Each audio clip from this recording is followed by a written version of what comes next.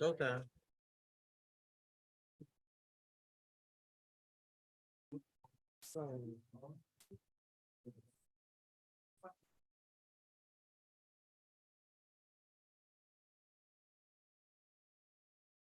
Welcome, everybody. We're going to call the meeting to order.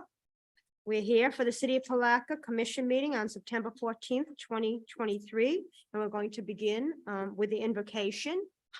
Pastor Mulberry, please. Good evening, everybody. Father, we thank you again for this day. We thank you again for your loving kindness, and certainly, God, for the multitude of your tender mercy. As we come before your presence tonight, God, we come as a person of need. We need your wisdom and your guidance in all that we undergird to do. We pray for this council, Lord, that you will bless their efforts. Give them a working knowledge of the city, even the more, God, to move it forward. And we thank you for what you're doing in the life of your people. Continue to bless in Jesus' name we pray. Amen. Amen. Commissioner Baum, could you lead us in the pledge, please? Allegiance to the flag of the United States of America and to the republic for which it stands, one nation, under God, indivisible, with liberty and justice for all. Roll call, please, Ms. Krantz. Thank you. Commissioner Tammy McCaskill. Here. Commissioner Justin Campbell. Present. Commissioner Will Jones. Present. Commissioner Rufus Borum. Present. Mayor Robbie Correa. Present. All members are present and accounted for. We have a quorum, Madam Mayor. Thank you. On to approval of minutes. Has everybody had an opportunity to read the minutes from the August 17th workshop, August 18th workshop, August 24th regular meeting, and August 28th emergency special call meeting? Motion to accept minutes at the reading. Second. We have a motion and a second. All in favor? Aye. Aye. Any opposition? Thank you.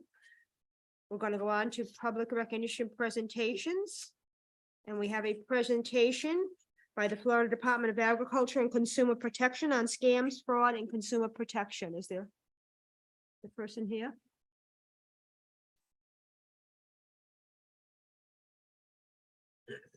Is somebody here for that presentation? It should be Miss Lenora Spence from the Florida Department of Consumer and Agricultural Science. Okay. Well, thank you. I guess we're going to move on.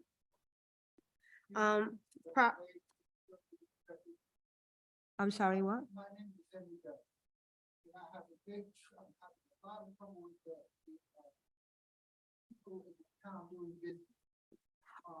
Excuse me, yeah, we gotta wait till it's your turn, okay, Mr. Best, thank you. We're gonna go on to proclamations rather for Constitution Week. Ms. Krantz.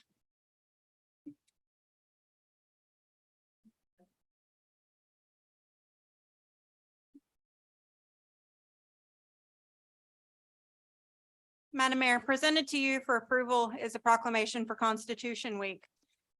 It is proposed that you and the members of the commission recognize and proclaim September 17th through September 23rd, 2023 as Constitution Week in the city of Palatka. And we ask that you encourage local government officials and leaders of civic, social, and educational organizations to conduct ceremonies and programs that bring together community members to reflect on the importance of active citizenship, recognize the enduring strength of our Constitution, and reaffirm our commitment to rights and obligations of citizens in the great nation. So move. Second. All in favor? Aye. Any opposition? Thank you.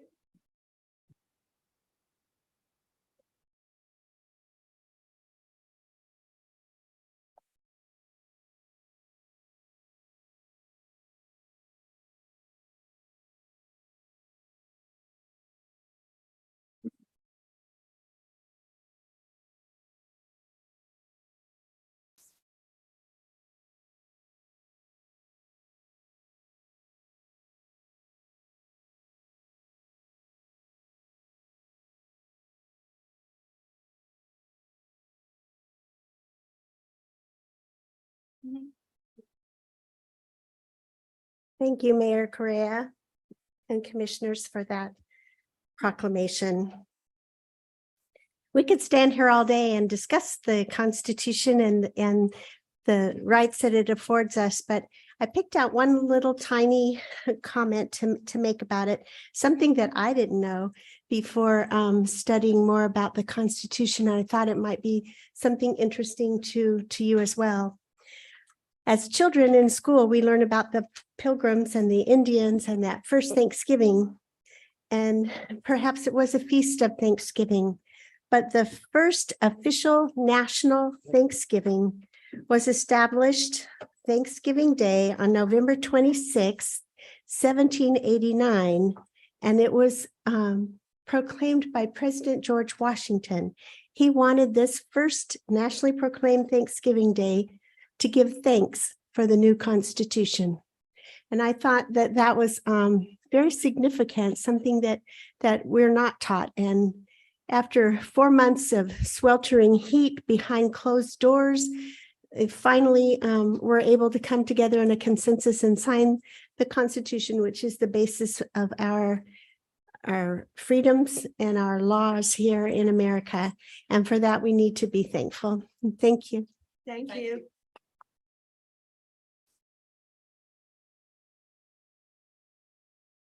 Next, we have a presentation by the Putnam County Historical Society in regard to the occupation of Palatka on September 22nd through 24th. Mr. Mattson. Thank you, Madam Chairman, members of the council. I started this several years ago. I feel it's important for us to get in front of you once a year, give you an update on our event and answer any questions, address any concerns. So yes, so we've got not this weekend, but next weekend, our 2023 Occupation of Palatka Civil War Living History event. And whoop, it was a little too quick. Okay, so we are portraying an actual historical event, and I know the other commissioners have seen this. So after the Battle of Olustee, which was a defeat of a Union Army force, they retreated back to Jacksonville, and then they were afraid that that big Confederate Army was going to go on the offensive. So they reinforced the existing positions and territory held by the Union here in Northeast Florida. And the Barton's New York Brigade was sent down here to Palatka via the St. Johns River from Jacksonville, consisting of 3 New York regiments, the 55th Massachusetts, which was an African-American regiment, and a battery of the Rhode Island Artillery. So this is what we call a living history, because we're not reenacting any kind of a battle or anything like that. It began in 2011, sponsored by the Historical Society, the Northside Historic District, and the city. It's now in its 13th year. 2020 was a little bit of an asterisk because that was the COVID lockdown, so we kind of had a virtual event. But we hold it in front of the Bronson House and the Putnam Historical Museum. That was the actual site where it happened. Colonel Barton and his officers billeted in the Bronson House. Many of the soldiers camped in the area around the house. St. Mark's Episcopal Church is part of this event also, because some of the Union soldiers commandeered the church. Because the congregation had abandoned it. There's a story with that, and the church will be open during the event with docents that you need to go in and find out about that. These are some of the participating military reenactors units that we've had. We're going to be a little short this year because there's a big event up in Georgia that a lot of them are going to, but we will still have a quality event this year. And then these are the civilian units, which are very important because, again, it's not about a battlefield or a battle where really the town is the setting of this event. And so, again, even though a lot of the citizens of Palatka had fled to the interior of the state, there were still some folks present here, and that's what these folks are portraying. And again, St. Mark's is a part of this too. So the event this year, we're trying to stretch it a little bit into Sunday. So it's Friday, Saturday, and Sunday, the 22nd, 23rd, and 24th. Friday morning, you're welcome to come, but you're going to have to share it with several hundred Putnam County fourth graders. That's our school day. And last year, counting the Putnam County schools and homeschool and private groups, we had nearly 800 students come through. It was pretty awesome. Saturday's a lot more relaxed. That's our general open to the public day, 9 to 3, both Friday and Saturday. Sunday, a little more laid back. We're going to go 10 to 2. Some of our units are going to be heading home. So we're going to kind of emphasize the civilian side of things a little more on Sundays. Again, 10 to 2. So again, occupation of Palatka, September 22nd through 24th, next weekend. It's the 159th anniversary of the actual event, which occurred in 1864, and it's the 13th year of our reenactment. And I appreciate your giving me the opportunity to get in front of you. There's a lot of the folks who helped make this happen. Thank you, Mr. Mattson.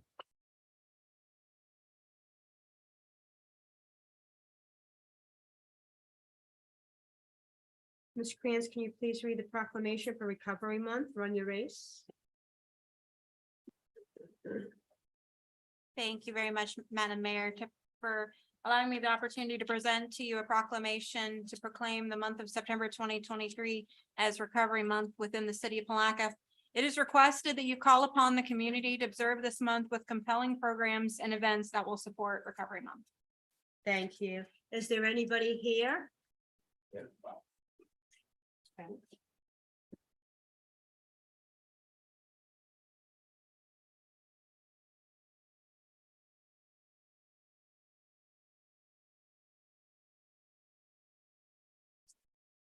Who wants to go? Would you like to say a few words? If you want to take the photo first.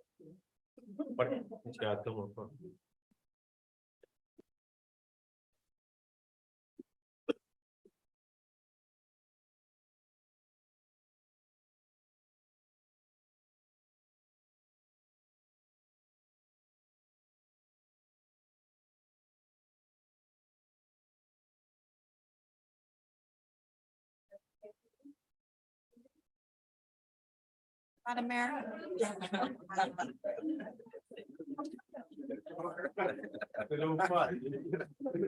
Yeah. Mayor, prior to him speaking, we have to formally. So move. Second. All in favor? Aye. Any opposition? Good evening. To the Honorable Mayor and the entire Board of Commissioners. We are grateful indeed to the city of Palatka for the high measure of understanding and support which has been given this organization. And as you know, Run Your Race Foundation is an organization designed to conduct community team building activities to address community-related concerns. We feel from your continued support and from the community, Run Your Race can select a problem within our community to fix. And then we are able to identify needed steps to improve the outcomes. Thank you so much for this proclamation and your continued support and dedication to the betterment of this community. If we have time, we have a recipient. Because the board understands that the proclamation to join this proclamation, our local community to the national awareness. And so to help fill some of those challenges, we decided to offer a scholarship, $500 to a high school age student. And we have the individual here tonight, a pastor, one of his members from his church. We might send them come if we have opportunity. I will have a check here for $500 that the organization want to donate to them. Great. Yeah.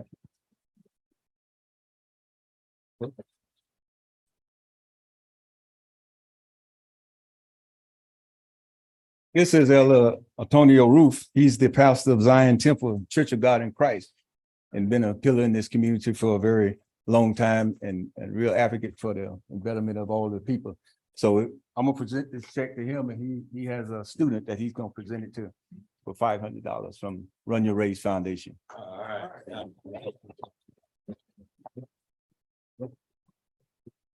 Good evening. It is indeed an honor that Run Your Race have chosen Zion Temple and one of our members to be the recipient of this special gift. And the young lady that I'm going to present to you and give this check of $500 to her in order that she may use it for the betterment of the things that she needs to do. She's a senior in high school at Palatka High. So at this time with Akari Williams, come on up.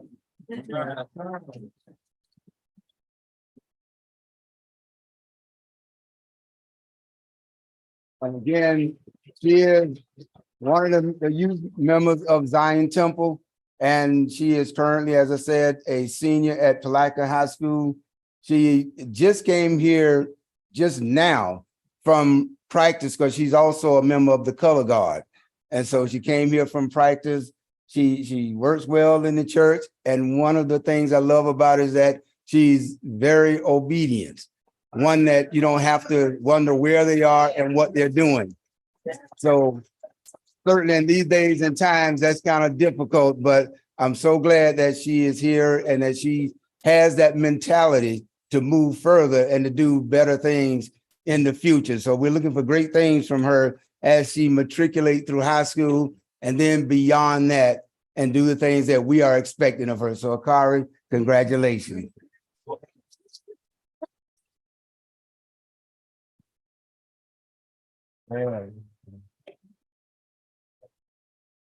Pastor, we would like to take a picture with her. Pastor, we'd like to take a picture with her as a commission. Come up here. Like, stand in front of- Together. We'll photograph.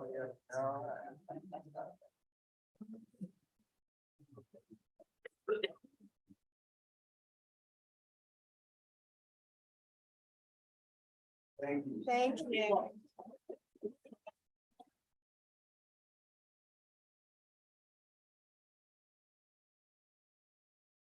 On to the proclamation for for 75th anniversary of First Baptist Preschool of Palatka. Ms. Krantz? Thank you so much, Madam Mayor. I'd like to present to the commission a proclamation recognizing the 75th anniversary of the First Baptist Church Preschool of Palatka.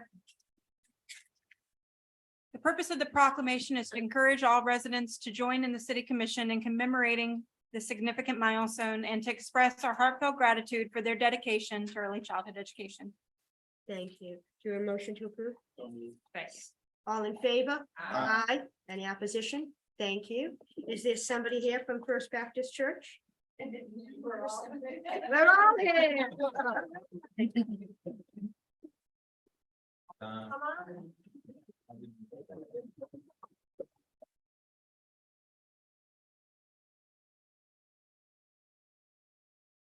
Okay, we're gonna talk.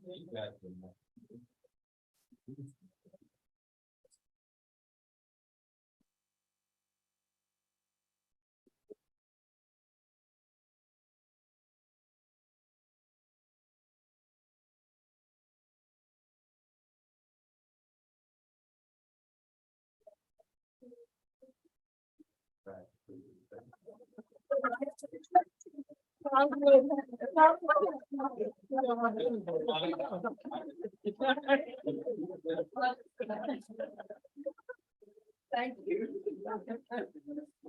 Madam Mayor.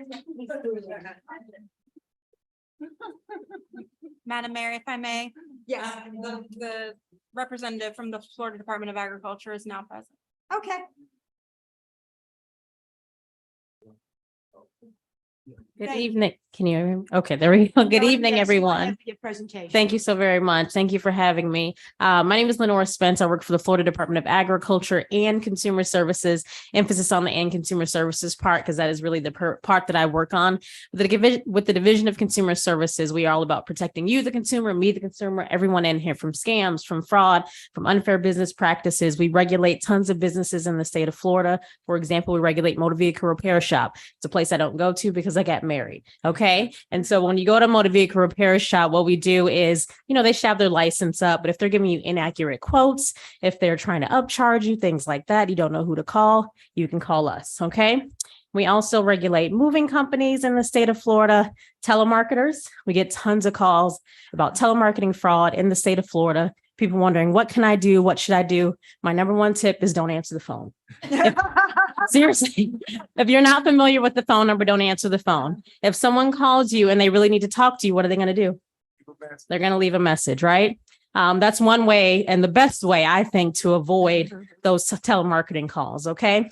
We also regulate the gas pumps. So we talk a lot about skimmers, which we are seeing less of. I will say that there was kind of a peak during COVID time, and we're seeing less of those now, but we do regulate these gas pumps. So if you do feel like you've been scammed and you don't know what to do, also, if you feel like you've gotten bad gas, right? If you feel like you went to the gas station and your car stops running maybe a mile down the road, you know what to do? You would call us. Okay. We regulate charities in the state of Florida. So every single charity in the state must register with our department and submit audited financial reports. Excuse me, I'm slightly under the weather today. Must submit audited financial reports. We have a database on our website called Check a Charity, when you can check the information for every charity in the state of Florida, not national charities. State of Florida charities. Okay. That's available on our website. I have some brochures and everything for everybody. We get a lot of calls about just scams and fraud in general, right? If you have a business complaint about anything in the state of Florida, even if it's something that we don't regulate, we would do our best to assist you. We would do our best to send you to the right place so you can know who to talk to.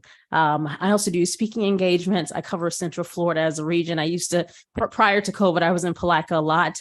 I went to, what is it, WIYD? Is that the station? I was there frequently talking just about scams and fraud almost every week.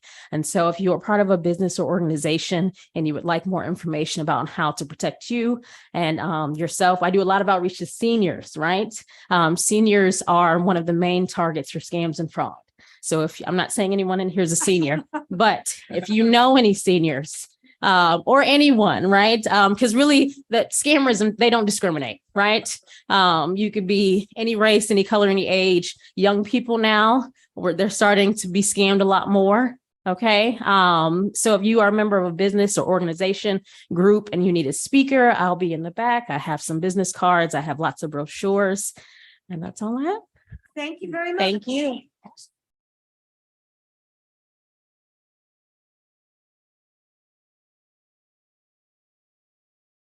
Employee recognition.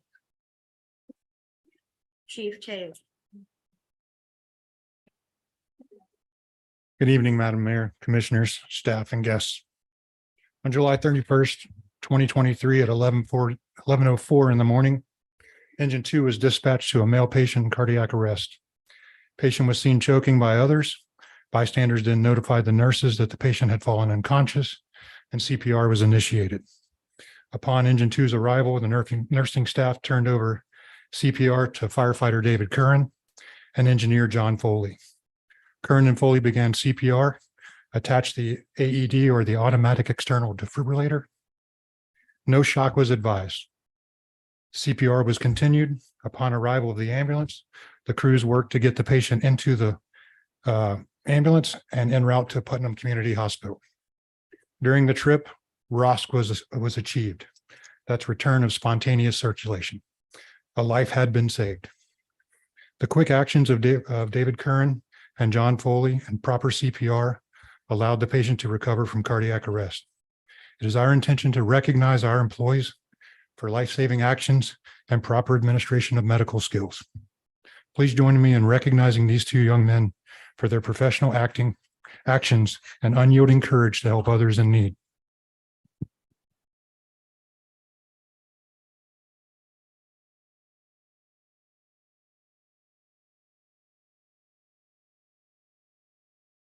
And again, I'd like to thank the commission for taking time for this.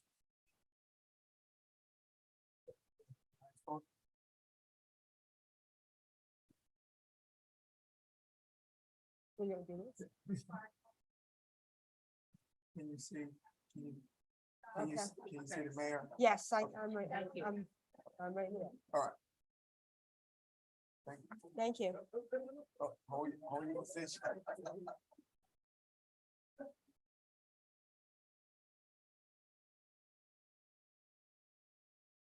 Thank you. Thank you. All right.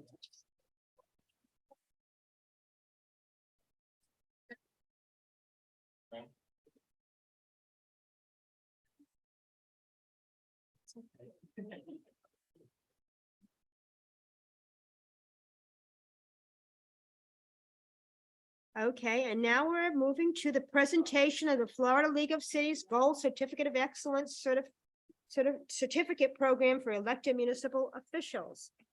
Ms. Commissioner McCaskill. Madam Mayor, I'm pleased to read to you a letter from the Florida League of Cities on behalf of Commissioners Justin Campbell, Commissioner Will Jones, Commissioner Tammy McCaskill, and Commissioner Rufus Borum. It reads as follows. Congratulations on achieving a gold FLC University certificate for elected municipal officials this year. We know the hard work and dedication required to achieve this certificate, and the league greatly appreciates your participation in the inaugural year of the program. We've had a strong response to the program since its launch and look forward to even more officials participating in the coming years.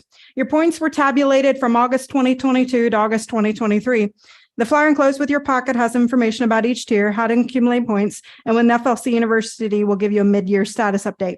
We hope you are already planning next year's activities to move up or maintain your status.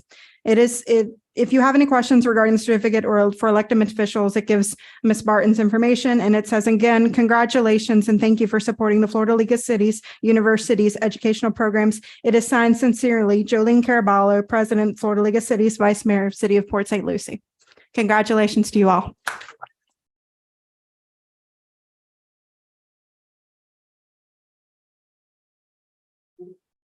Either one.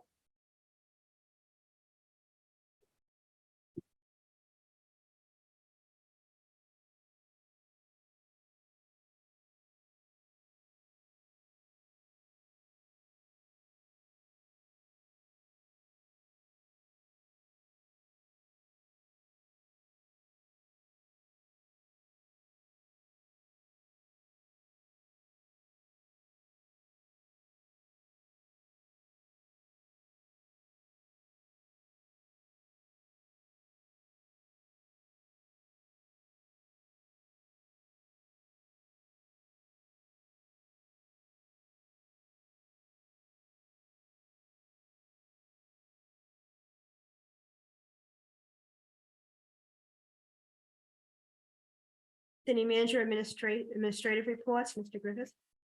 Thank you, Mayor.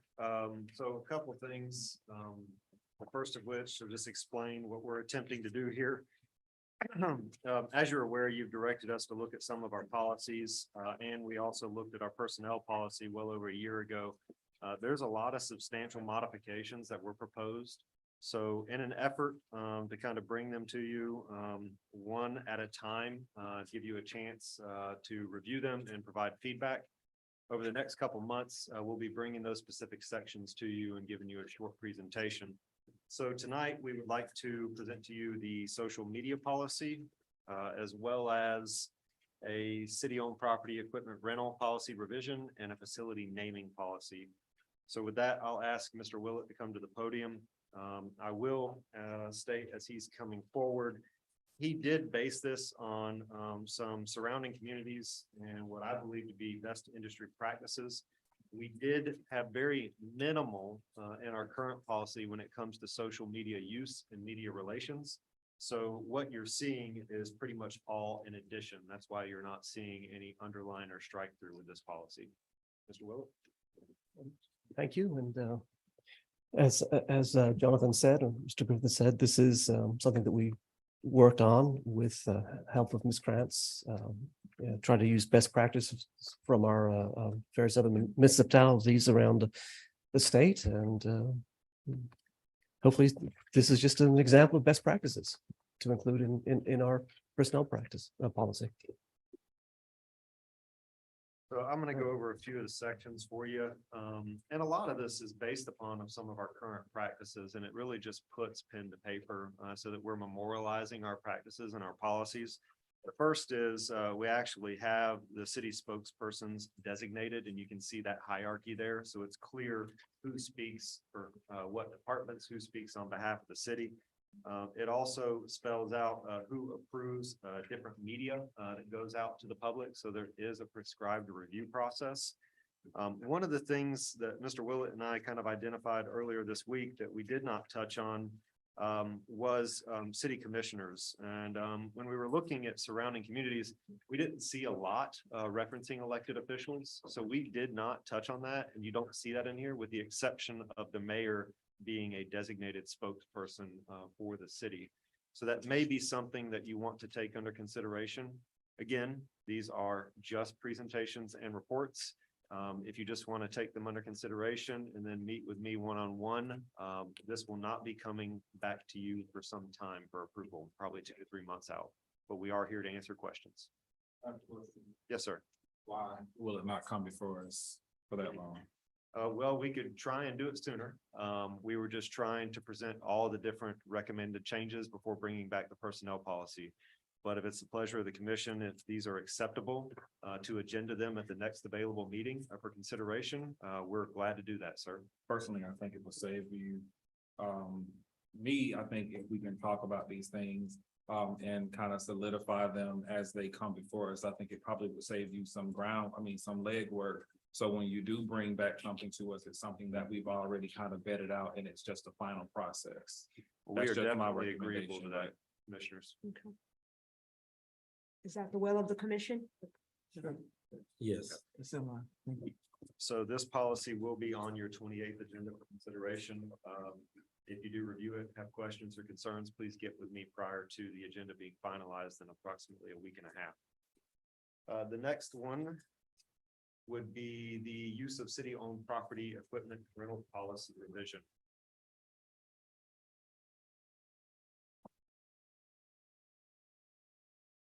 Bear with me, my book's a little out of order.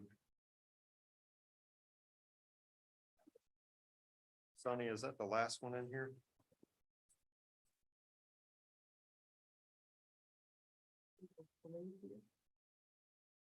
Hey, you got it.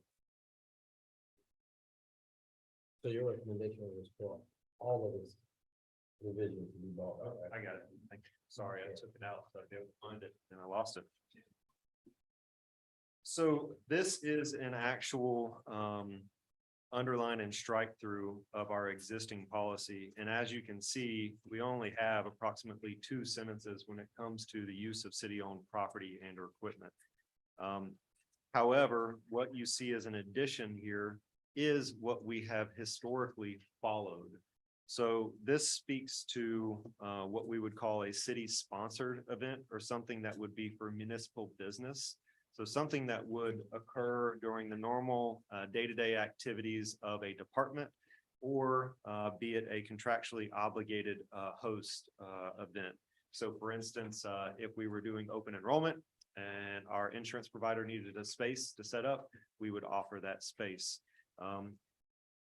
Also, there's another category, city co-sponsored events.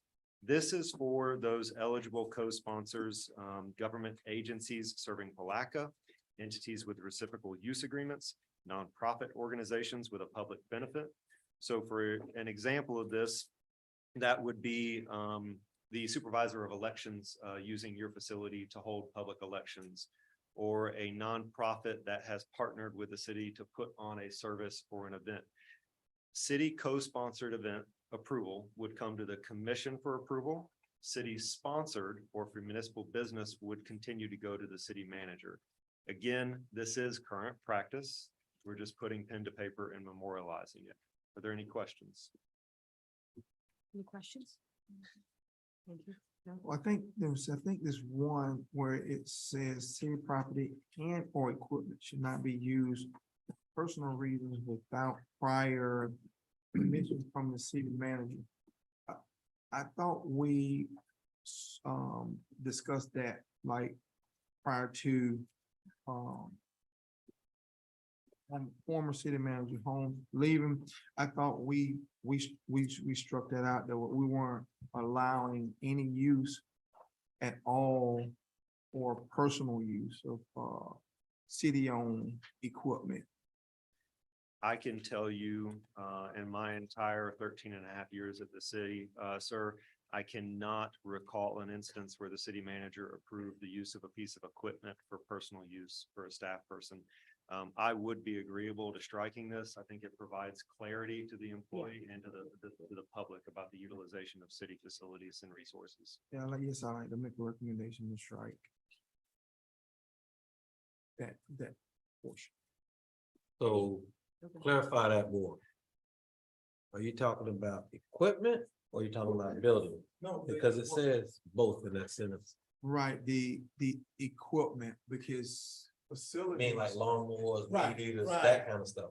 That's what we agreed Right, upon. we probably, yeah, we need to be clear on that, but as far as facilities or whatever, because, you know, the city manager and the commission, we do allow, we can allow for those type things to occur, but just not the use of equipment per se.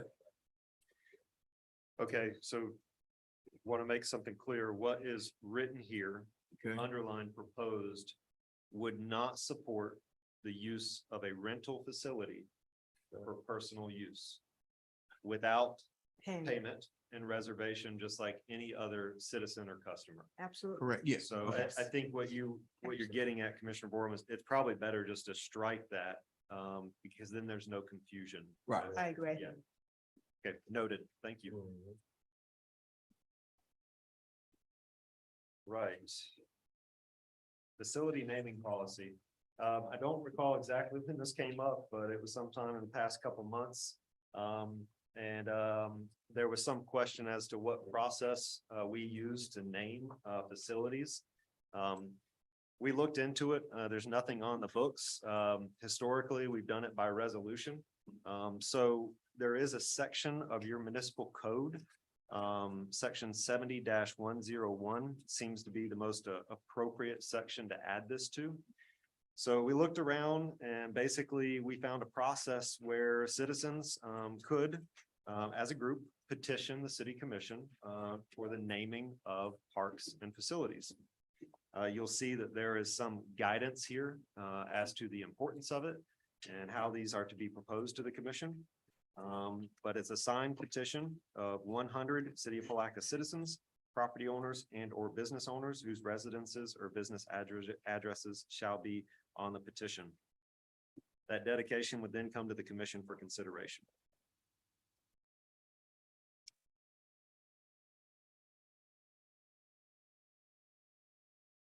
Any comments or questions? Will it take a unanimous decision? Will it take just a majority vote? Just a majority.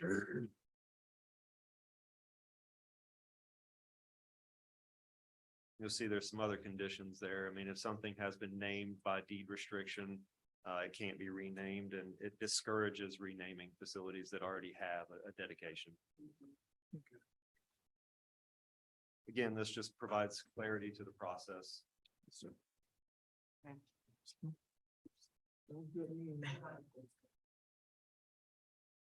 Okay, with that said, I think you'll probably have those three items on your 28th agenda. Can I move on to the presentation of the request for proposals? Yes. Okay. The first one is Ms. Gano here. Just walk. Okay. So Ms. Gano and Ms. Tucker worked on these. Please come forth. I'm just going to be able to give a synopsis. You're going to be needed for questions. This is related to utilization of the American Recovery Program funds. You guys set aside a certain amount of funding for affordable housing initiatives. And we also received the 2 million in appropriations. So this is to solicit organizations responsible for drafting program documents, soliciting applications, vetting applicants, processing payments and credits, and reporting program utilization to the city commission. I apologize, that is for the utility assistance program. So we get back to the affordable housing. This is for a firm to administer a program which includes but is not limited to the vetting of applicants and oversee the conduct of home renovations in accordance with the Neighborhood Home Repair and Restoration Draft Program documents as provided in Appendix A, Appendix 1. We reached out to Orange Park and the city of Jacksonville. They have successful programs utilizing some of their own funds as well as ARPA funds. They have actually solicited North Florida Builders Care and a couple other organizations that come in and they administer these programs. So the third party is responsible for soliciting the applications, receiving the applications, ranking and making a recommendation for the commission for acceptance, and monitoring the progress of those programs. This would be for, most likely, the majority of the funds would be for affordability renovations. So we would be looking at keeping people in their homes, making the necessary renovations for them to maintain insurance and stay in their homes. So windows, roof repairs, typical code violations. The ARPA funds cannot be used for new home construction. And the appropriation can, but we thought this was the most logical first step was to get this renovation Makes program sense. in place. So this RFP is before you to make sure that this is the direction or intent that you wanted us to go in. If it's agreeable to you, we will be advertising this probably in the next week or so. Sorry. Any thoughts, questions? I think they've done an excellent job with that. I mean, from my positions. Ms. Gano and Ms. Tucker. So you all have done. Okay. excellent job. You gave a great synopsis. Commissioner, Good job. Commissioner Campbell? I don't have a question, but I do have a recommendation. When RFP goes out, may we get some kind of notification just in case we want to direct someone? I think that'll kind of help us stay on top of what's at the forefront of RFPs for our community. So we for our could city. do a couple things. We could register your emails to receive the alerts from our website. So you just get an email or a text notification every time we put an ad out. Would that be okay? Yeah, that works for me. That would be great. Ms. Krantz, you got a note of that? Thank you. Any other Okay. questions, thoughts? That's an excellent work. Okay, great. So Thank the second one is the utility assistance program. I did ask Mr. Dennis to give me the most current 30, 60, 90-day delinquency. I just got this Tuesday. If you recall, last time we were before you, we had some simple program guidelines if we were going to administer utility assistance in-house. And then you directed us to put together a solicitation to ask for third parties to come forward and do that administration. So I just wanted to remind you, right now, 90-day delinquent, we've got a total of 84 accounts, 25,747. At 60-day delinquency, that's 97 accounts, and it's $11,016. And at 30-day, we're at 208 accounts at $23,896. So again, it's just a request for proposal. We probably actually take the extra step to reach out to agencies like the Christian Service Center, North Florida Community Action Agency, and others, maybe not, or others that typically do this to make sure that we got multiple responses to this solicitation.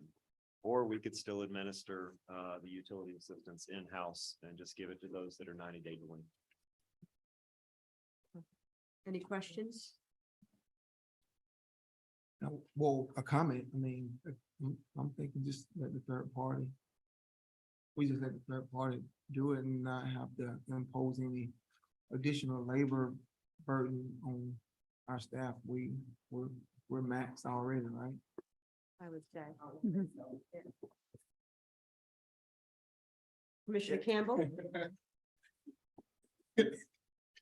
No, I'm with allowing the third party to do it. However, I would like to take in consideration as we select or the RFP process that we look at the track record of that said organization. Do we have a way to, that we can look at it? I do know there's a software available. It's called BitSite, and basically any vendors, you can plug them in and it will give you, it's basically like a credit rating. So, but BitSite is basically like a credit rating. If you go to Equifax or any of those major things, they run those on businesses as well to kind of give you a snapshot of their health as well. So just kind of just FYI. Thanks, Commissioner Campbell. So that's a good point, Commissioner Campbell. I'd like to just read the selection procedure. The criteria as it currently stands is 40 points for experience and qualification of organization and personnel in administering of, again, I'm on the wrong document. So we got criteria for experience. And I think Ms. Thomas was pointing out that we're requesting resumes of individuals who will be assigned to the work. And including their background directly related to experience and past successes. And we're also requesting references. So there's going to be required in their submittal documentation enough information to determine if they're qualified and they got a good track record. Thank you. We can move on. Okay. Oh, team building exercise. Why are you looking at me? I gotta look at somebody.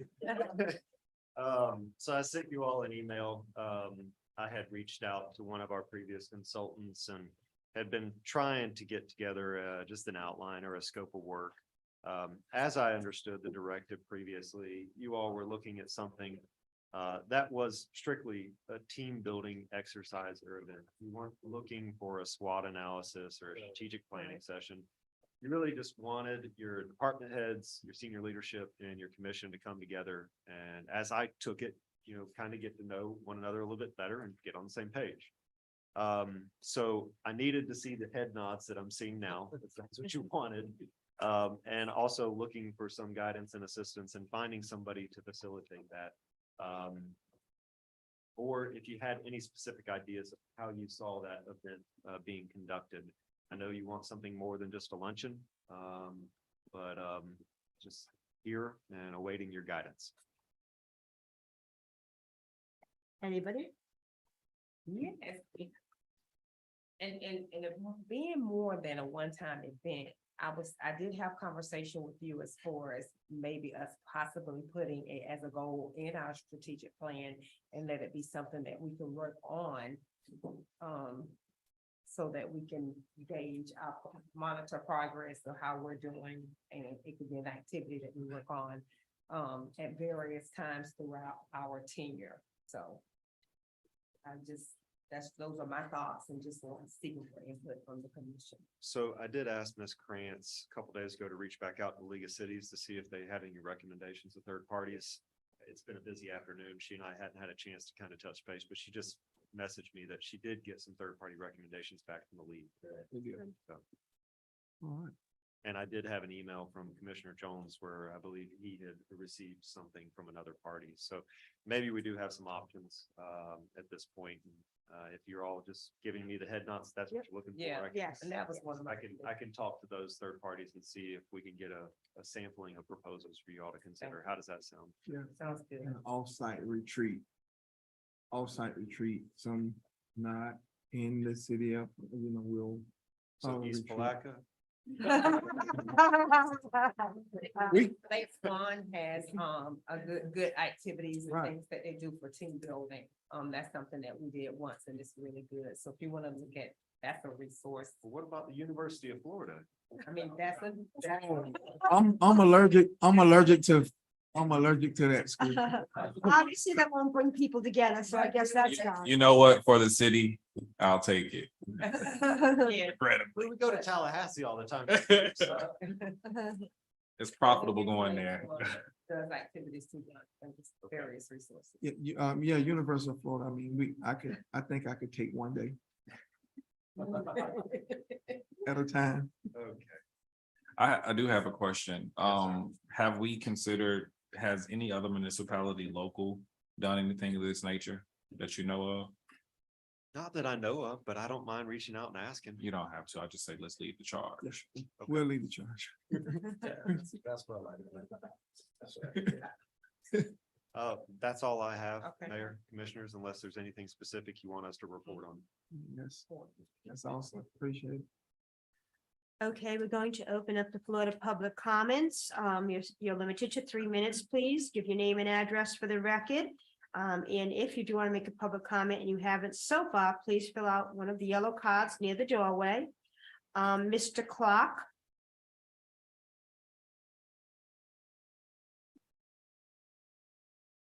How you doing, ma'am? Hi.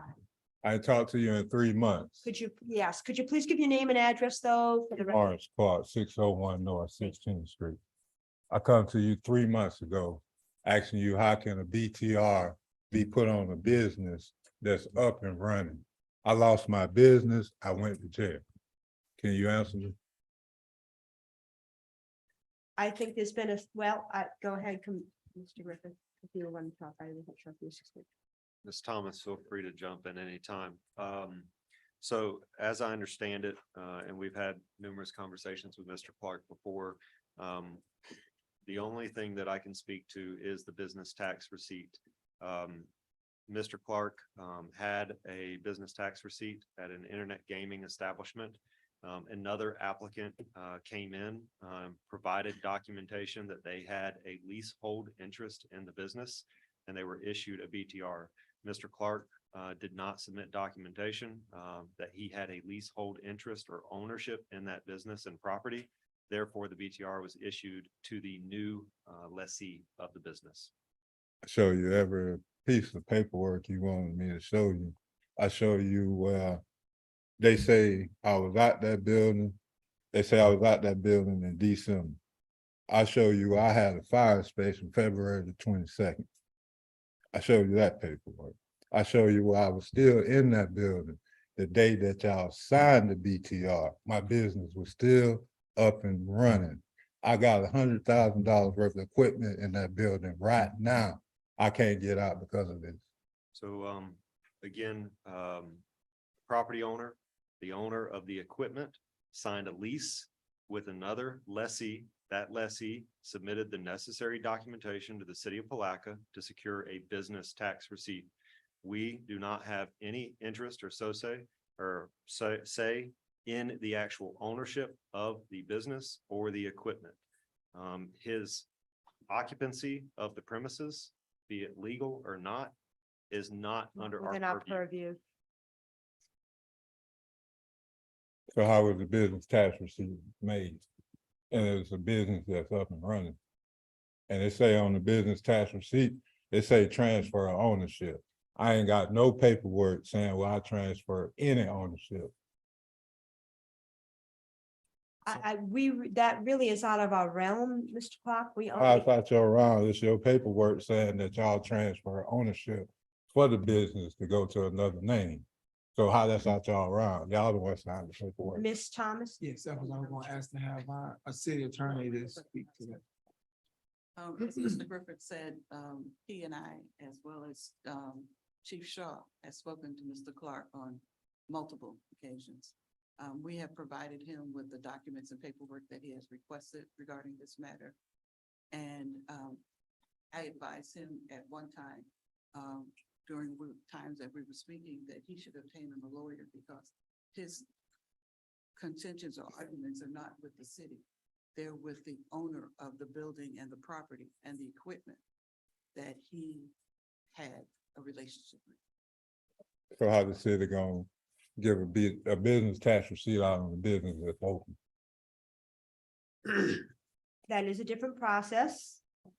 And that business tax was issued, but again, you didn't come in with the documentation for the building. That is between Ain't you and the nobody contact me about nothing.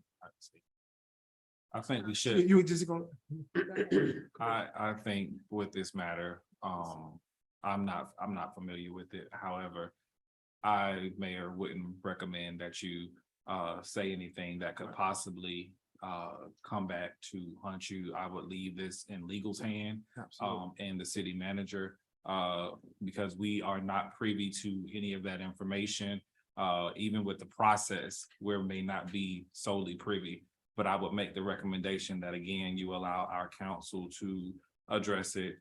I'm very much concerned with his with, if he's providing document that if our legal counsel has vetted it out and that's the position and it's not necessarily us, I mean, I just wouldn't want to put you in a position or anyone on this dais, but I would like to make sure that he gets the answers that he needs. And I also wanted to remind the commission that this is public comment and no action should be taken.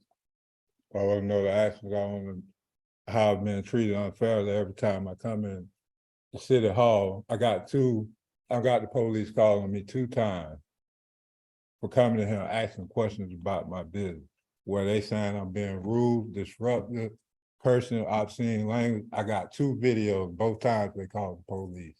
I was not rude, disruptive, but how can I be trespassed from a public building? Again, none of us here can answer that because we weren't here at the time when you came, so. But you uphold the trespass though. When I talked to you, I told you I was trespassed from the city hall. And I asked you, how can I be trespassed from the city hall where there was no crime committed? And again, I wasn't here when whatever happened, so I can't really answer that, sir. Hey, I would will like to too. know At some why. point, that ain't the answer. And whether it's legal or not, I would like to know. I would say this.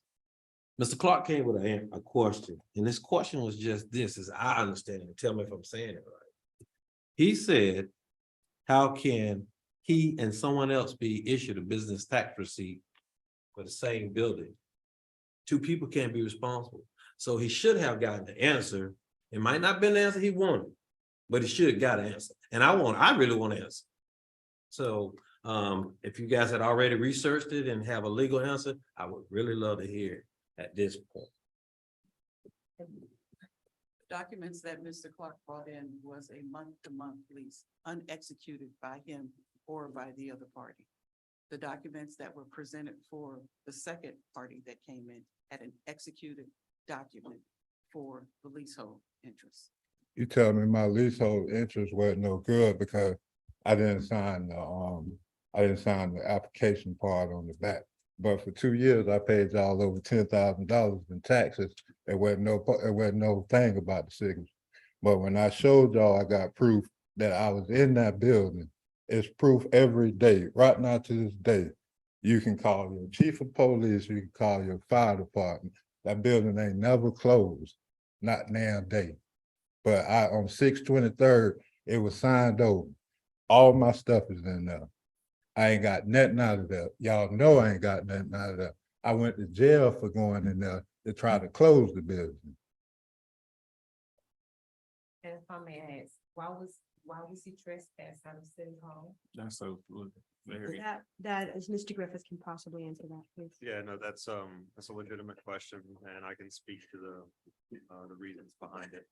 So Mr. Clark, actually, when I was on vacation, was at City Hall. Chief Shaw was acting city manager at the time, and they responded.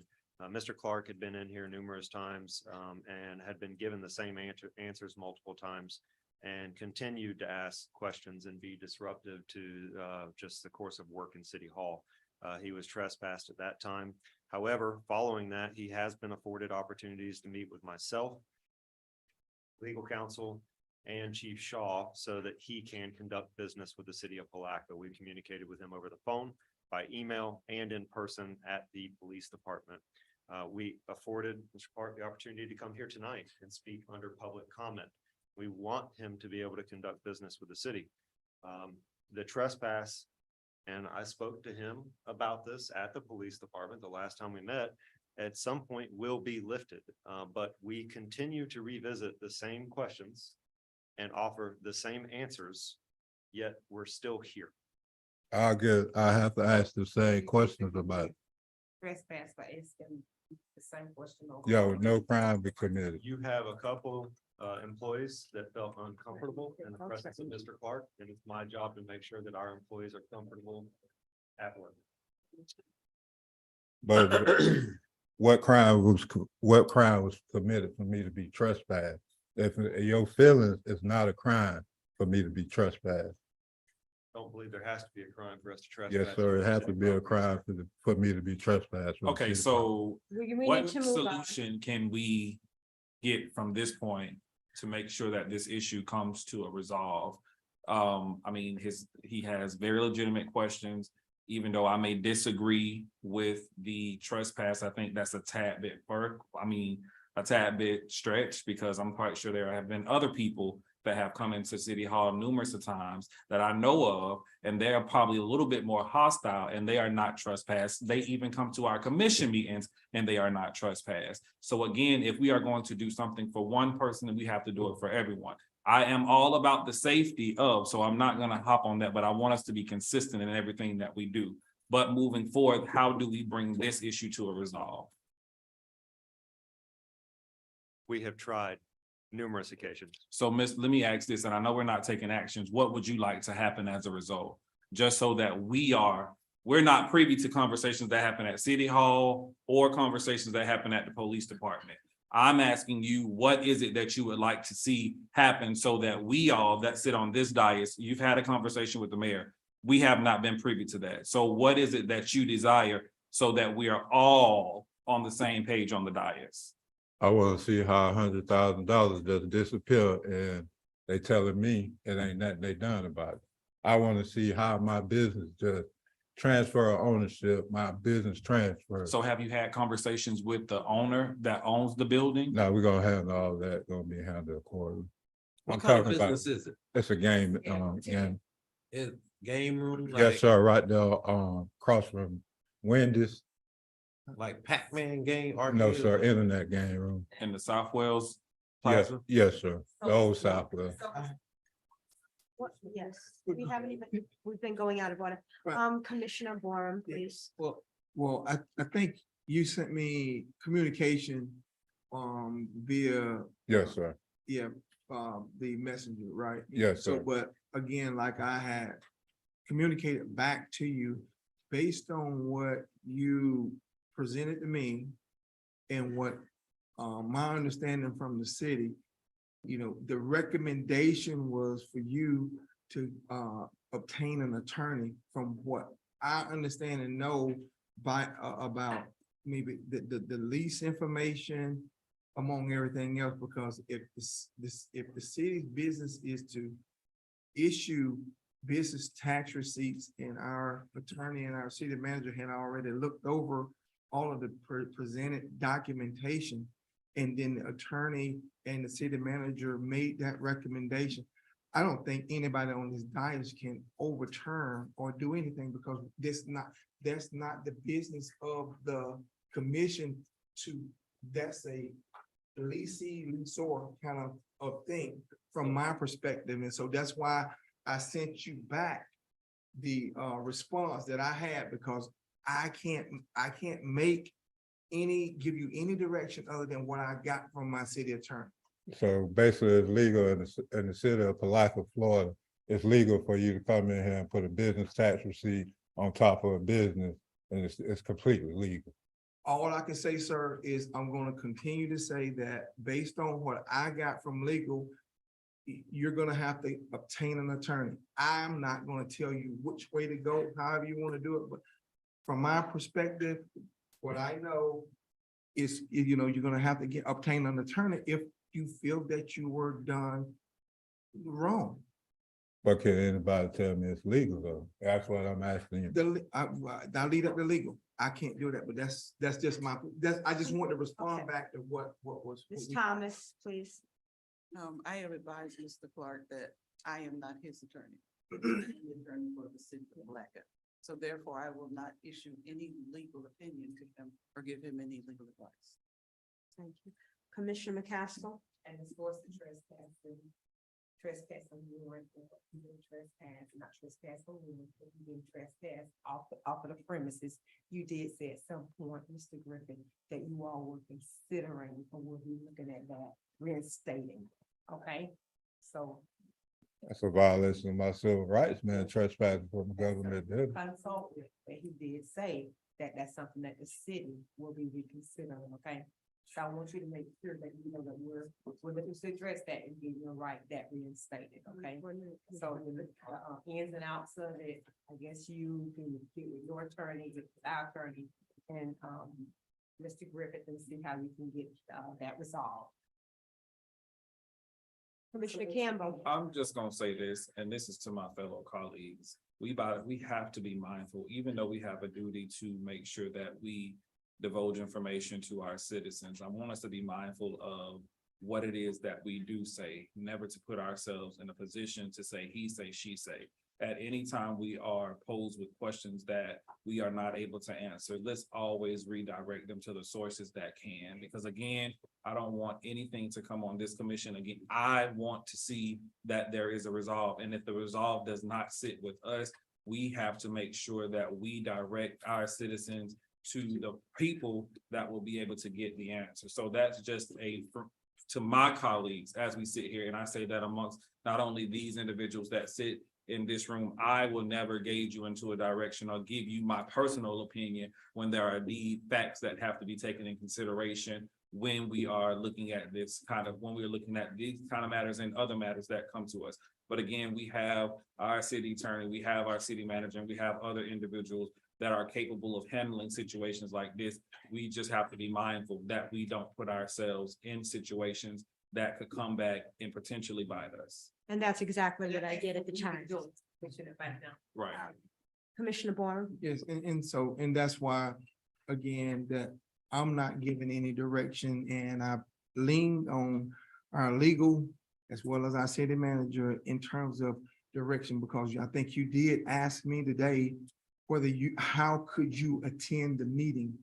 And I worked with our city manager and our attorney, and I responded back to you in terms of how you could attend the meeting. So everything I do and say, it won't come from Commissioner Borum's direction. It's going to be from our legal and our city manager who helped give me direction in terms of that, because we're in a legal space right now. And I can't give you my personal opinion. So that's why I responded back the way I did. So that's where I'm at. I apologize for what happened to you in your business, but I have no control over that at all. Okay, does anybody else have anything further? I do, and this is not directed to you. This is a recommendation to staff. If at any point someone is trespassed from City Hall, please allow us the courtesy of knowing, because we never want to be approached by someone, or we want to have our guards up. Again, this is not directed to you. This is just in general, because we don't know in today's time that we're living in, if they can't get here, they can get somewhere. So again, just give us the courtesy of knowing who and what the reason is, so that we can be on alert when we are talking to citizens. And I think they did do it in the pass along. That's how I discovered that he was trespassed in the pass along. It need to be more formal, like, it So need to y'all be like, in addition to. directed. It need to be directed. Okay, thank you. Thank you, Mr. Clark. So you still can't answer my question? Because I can't answer your question as we just. No, I asked you, is it legal in Palatka? I'm not a lawyer, so I I- can't. Well, can you give me, can I come in here tomorrow, put a BTR on the bingo hall? Unless you produce a leasehold interest or ownership documentation of a specific business or property, you cannot open or receive a business tax receipt for that property. Thank you, Mr. Clark. Mr. Best? Hello, everyone. My name is Mr. Best. I'm a mental health consumer advocate in our county. I do have a mental illness myself. International Clubhouse. There are people in our county here that are in the street. We have methods, systems set up to support them. You see them walking the street, you see them asking for money, you see them standing in front of the supermarket. I won't say this gentleman, but this gentleman has a problem. Mental health. I was on the news yesterday where the police is even seeping down to the police departments, where a lady got hit by a police car crossing the street when they were on emergency. The police officer was talking to another police officer, laughing about them killing the lady. This is how serious this mental health thing is. Mental health is serious. Everybody's looking at it like we can look for tomorrow. until it touches you, I'm sorry for yelling, but until it touches you and your family or someone in your family, you will not know the consistency and the help that's needed with just thinking. With just thinking and coming to decisions. We have a county here that so sorely needs a direction where mental health services can be received. We don't even have an agency here now where a person with mental health system service that needs mental health services can go. Stuart Marchman does what Stuart Marchman wants to do. If Stuart Marchman is not making money, they don't want anything to do with it. I'm a perfect product of that. That I know how to do it right. I know how to get people apartments. It's been done for me. I'm a civil servant too. I took the police test, I passed it. I took the fireman's test, I passed it. I was a highway repairer until I was almost killed as a civil servant. I know where the services are needed. We need to help the people think better. It comes with sitting down with a counselor, a therapist, and if you need medication, you don't know it. I asked my doctor 30 years ago, how long will I be on this medication? He said, you'll be on the medication the rest of your life. So sorely needed. Thank you. Thank you, Mr. Address for the record, Madam Mayor. I'm sorry, what? He did not provide his address for the record. Okay.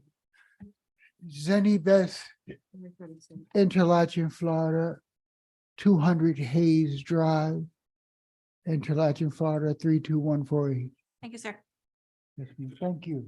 Thank you. Because I can't read you right, I'm going to mispronounce your last name. So, Mr. Cohen, I'll just leave it at the first name. Please come up. Name and address for the record.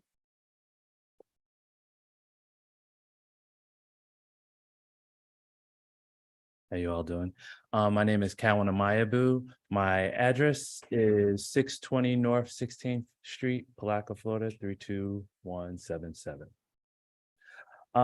I'm here to actually make a proposal for the Pride of Palatka riverboat tours. I have actually begun the process of completing a North Palatka magazine here, and we are going to be printing this magazine at the end of the month once we gather all of our subscribers and our advertisers. And as you can see, the cover story of our magazine is the Pride of Palatka boat. So essentially, I was told to come here and make a proposal to open up access or propose a plan for making the Pride of Palatka available to the public on a consistent basis. Had I known I could do a PowerPoint, I would have done a PowerPoint, but I did this, so this will have to do for right now. So imagine you are on a date with a friend, or you're walking along the river front with the family, and you come across a sign, and that sign says that there is a boat that is available to you, has admission prices that are affordable, and it has times where you are able to leave within 30 minutes. We can't see, so if you direct it to us, please. Okay, Thank yes. you. Would you be willing to purchase tickets to that occasion, that boat tour? Or imagine you're planning to visit the city of Palatka and you're online and you come across the website where they're selling tickets to a boat tour. Would you be willing to purchase tickets for your family to go on that tour when you come visit town?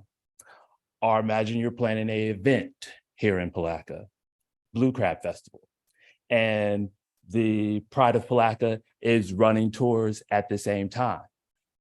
As a person at the Blue Crab Festival, would they be likely to purchase tickets for that tour? And the answer most of the time would be yes, even for yourselves. So I'm here to ask if it would be possible to make a proposal to to make a proposal and to open up access for making the Pride of Palatka available to the public on a consistent basis. I had a proposal that I proposed to the Putnam County, where essentially we had a 14-day schedule. And the 14 days consisted of the weekends only, Friday, Saturday, Sunday, for the entire month for 14 days. Sorry, excuse me, you're 3 minutes up. Well, Huh? Yes, I'm learning, but I'm saying, I was next to my sentence, if you let me finish, thank you. But please finish up. okay. Well, essentially, the 14-day schedule will allow us to both fund the boat and also market, advertise, and solicit the type of foot traffic that we would need to make the boat a profitable and accessible public utility, if you will. Thank So you. that's it. Sounds great. The sign wouldn't look like this, but more professional. Right, but right now, we got a contract, we got a standing contract with, that we're tied in with right now. Mhm. So we would not, we don't know if we will be able to, I think you can let Mr. Griffith speak to that briefly. Okay. If I could get your contact information before you leave tonight, I'd love to have Oh, a yeah, conversation totally. with you about what's in the works and maybe hear some of your other great ideas. right, So, we got some excellent ideas, And it's great. absolutely. Thank you. Thank you. Thank you. You could have got on a presentation to, you have to check in with, You guys are gonna see more of me now that I come, just to let you know. it sounds interesting, I like it. Thank you. Thank you. Might be. Mr. Vickers?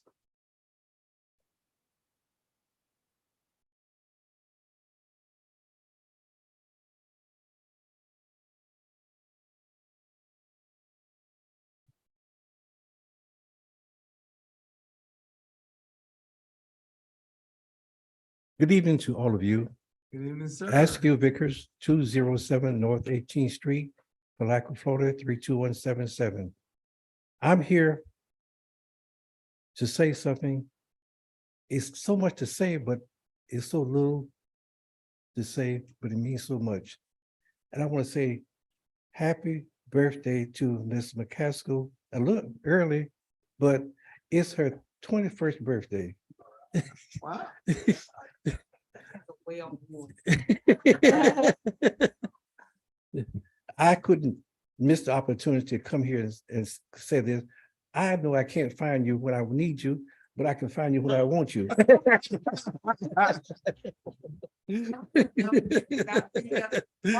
on my birthday to see you, and you know what you better have ready for me. I Take got, care of me. no. No, you said, I take care of you. I do not. You take care of you. I'll see you all on the 20. With that chicken fry. I'll see you all on the 21st, the 28th, the 28th. That's an official offer, sir, invite, What? that's an invite. She's inviting people. I'm not. But if I want to come on behalf of her, I don't have no problem with Well, I it. won't crash the party if I'm not invited. All right. But A everything, mess. I was at one time. Thank you. Wow. You. Ms. Grace?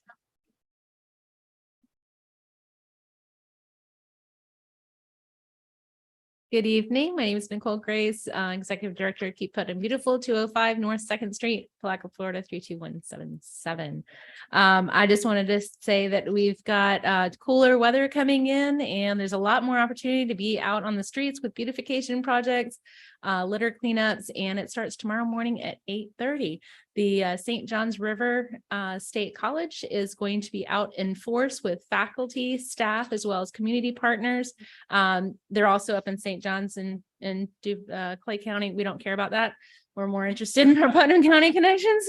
I'll be out personally on 309C, which I know is just on the other side of our Palatka border, but within the city. Arc of Putnam County is going to be having volunteers there. They're also going to be at the Workforce Development Center over on Houston, and they're going to be on the main campus as well, doing cleanup and beautification. And your own Waterworks Environmental Education Center will have not one shift, but 2 shifts. Shane pulls it off every year.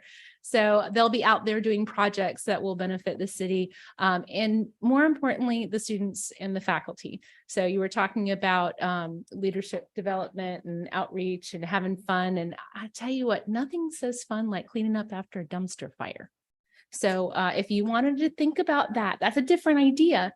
We could Pico Road. We could do that. So yes, I did. Yes, I did. That was out there. Clean up after one. To clean up, yes. If you have any questions, I'd welcome questions, but I just wanted to go ahead and let you know what's going on, and we're really starting to ramp up again as the weather cools down. Thank you. Thank you. Is there anybody else here for public comment? Seeing none, I want to close public comment and move on to the consent agenda.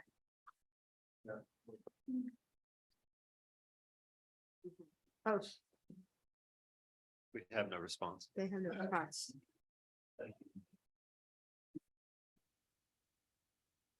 Consent agenda? Okay, does anybody want to pull an item from the consent agenda? Why do we all look this way?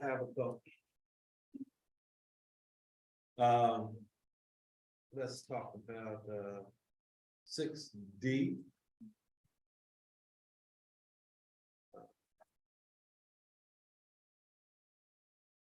That's it for right now. Okay, anyone else? Are you sure? Because we got to vote on it. Let's pull 6D for discussion right now. Okay, thank I'll you. make a motion that we accept the consent agenda as proposed, excluding items 6D. Second. We have a motion, second, all in favor? Aye. Any opposition? Okay, item D.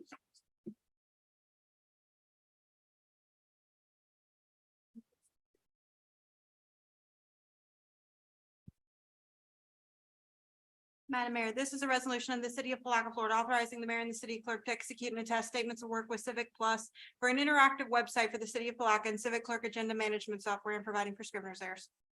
So move. Second. Discussion, question? Commissioner Jones? Is this for our city clerk? Is this the? It's 2 things, Commissioner. So first is the actual Civic Plus website. That's an increase up to $7,421.63. And then in addition is for the Civic Clerk agenda management software, which will take the place of the Novus software that we're currently using. First year, $10,062, second year, $5,035.80. 2 questions, or basically 2 thoughts on this. I thought that when we got the public information officer, that was one of the jobs that he or she was going to do, maintain, host our website. And we could clarify that at this point. And secondly, with this contract, it's $10,000 to enter it, then $5,000 the second year. And it says automatic renewal in this thing, but it also is a 5% increase every year. I mean, do the rest of the commission like that type of a contract? Or what? I mean, I'm leaning on Commissioner Bourne because he is familiar with IT stuff, so I just want to know, Commissioner. I'm not a big fan of the automatic 5% every year, but I do know in terms of what we get out of Civic Plus and what it does for us. No, I'm not thinking, Civic Plus is what we use for the agenda package, correct? Yeah, I can actually answer these questions real quick. So the first is, there is a termination for convenience clause in the contract, so we just have to provide them notice of termination in writing. So it just wouldn't automatically renew if you guys decided to direct us to terminate because we wanted to go another route, we could do that. And Commissioner Jones, this is for the hosting, not for the editing and manipulating of the website. That will still be done by your staff, led by Mr. Willett. And I believe that this proposal actually incorporates a redesign component too. So we're going to get a fresh look to our website. We'll get some options, and I believe we actually get the option to utilize a brand extension packet so that we can bring the airport, fire department, everybody up underneath the same hosting site. But did that answer all those questions? Well, I'm good with that, but you know, automatic increase and a automatic renewal, I don't think we should automatically renew, because we're not gonna remember. We will, I would like for you to bring it up for renewal, at least, so making certain that that occurs, you know, so I wanted to have that discussion. Yeah. Is everybody okay with that? Also, right. Commissioner. Yeah. Ms. Krantz is very good that we have a file where the contracts are going to be, need to be renewed and looked at or re-executed. And so she brings that to the manager, my attention, so that we are kept abreast, and then we have them introduced to the commission and we recommend that they be renewed. So. All right, sounds good. Thank you. Okay, thank you. Are we all set? Any further questions? Hold on, I'm sorry. I forgot to. No. we It's good. too late. No, we good. Too late. We have a motion and second. All in favor? Aye. Any opposition? Thank you. We have to add an emergency item, Mr. Griffith. This is for Mr. Griffith. Number 10. Yes, so, I spoke to a few of these, because I had a chance to speak to, it appears that a previous applicant for the special use submitted an application, with a scrivener's error, but they put the wrong date on the application. The event is scheduled for this weekend, and, if you so choose, I will request that you add it as an emergency item, then, Director Cutlight can speak. So I have a question. Yes, sir. Just in formality, we have other emergency items. Can we not address them all at that present time? We have. Dana in the chamber. We did ask the chamber to be here to speak on behalf of the applicant because they were coordinating this and we were trying to get them in and out the door. That was the only reason I was bringing it up now, Commissioner. But if you think we can get through the rest of the agenda pretty quick. We gotta wait. We gotta stay here. Okay.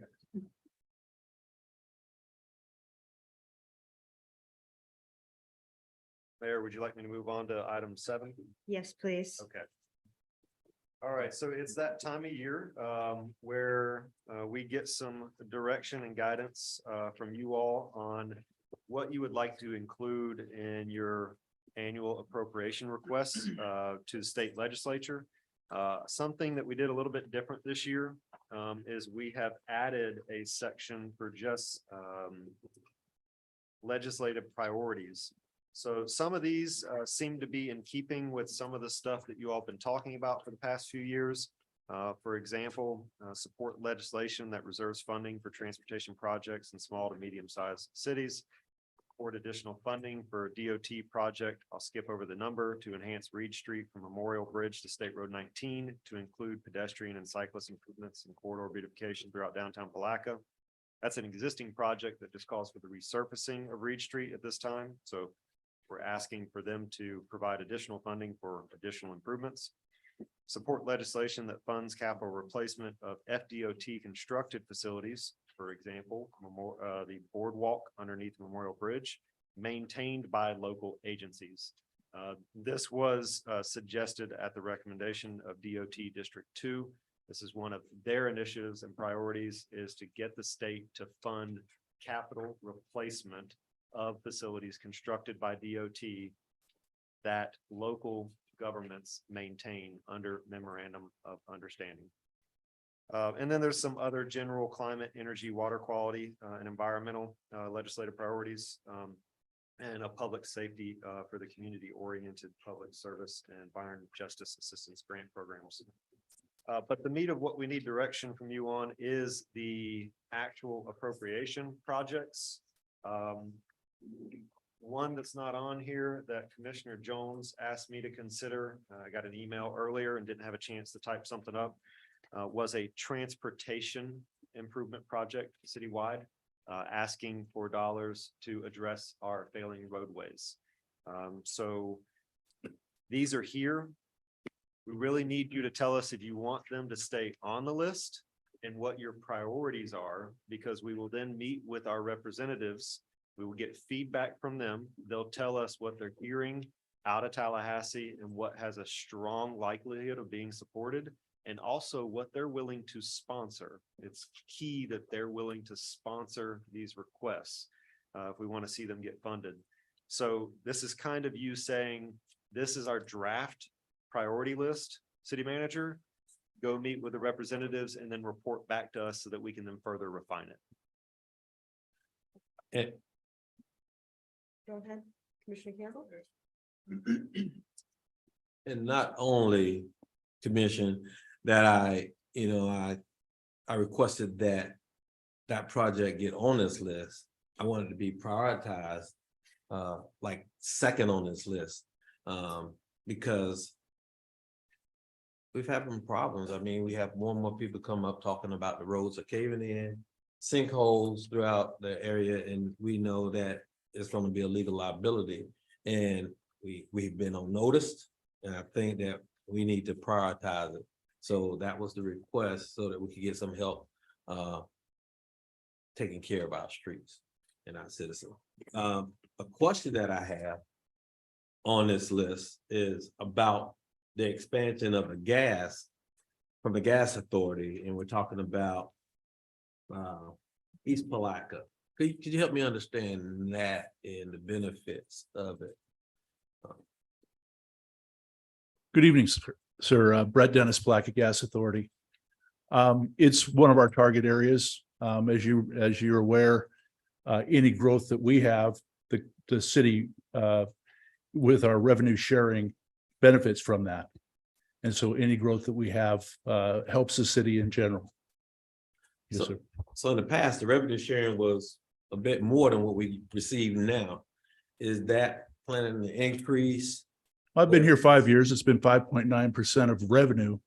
What is it? 5.9% of revenue, not gross, not profit is on the revenue. So again, would that increase? We have an What is your agreement. projection? I mean, when we do these things, I like numbers, so. We're seeing what we're asking for, which is great, and Our contribution to the city has grown every year that I've been here. yeah, so Yes, are we sir. planning on growing in it? Of course we That's are. what I'm asking. Yes, we are. So what's your forecast? In fact, we signed a deal with GP that's also going to help you as well. You'll get 5.9% of that discount that we offered to GP. So yes, in answer to your question, our numbers go up and you get a share of that every year. And with the improvements, since you're up there, Mr. Dennis, with the improvements we do with the sewer lines and the water. Yes.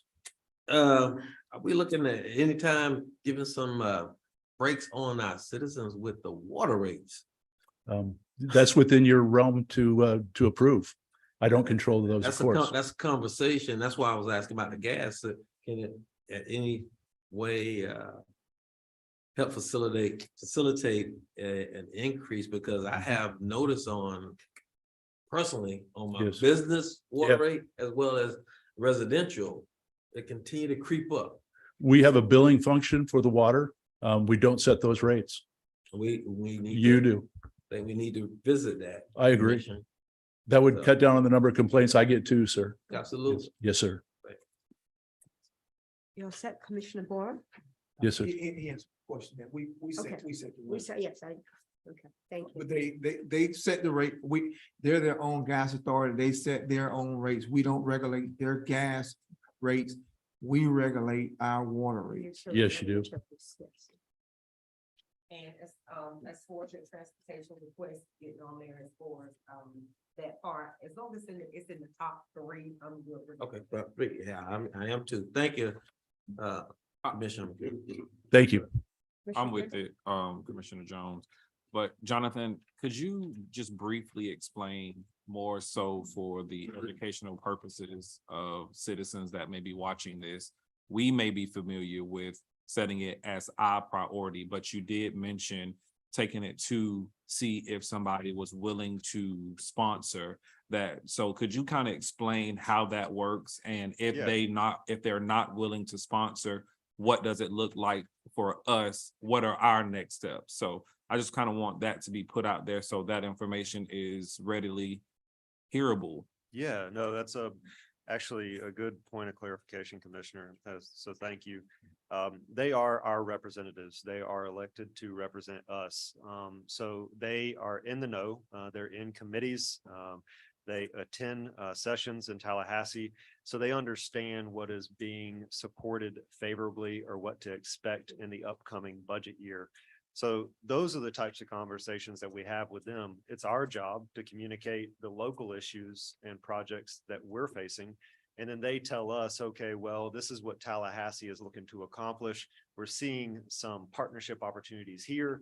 That project, yes, we understand the need, but I don't think it has a high likelihood of success, because we really need to focus our efforts, us as staff, you as commissioners, and our lobbyists who's on the call right now, on those things that will actually have a net impact and actually pay out.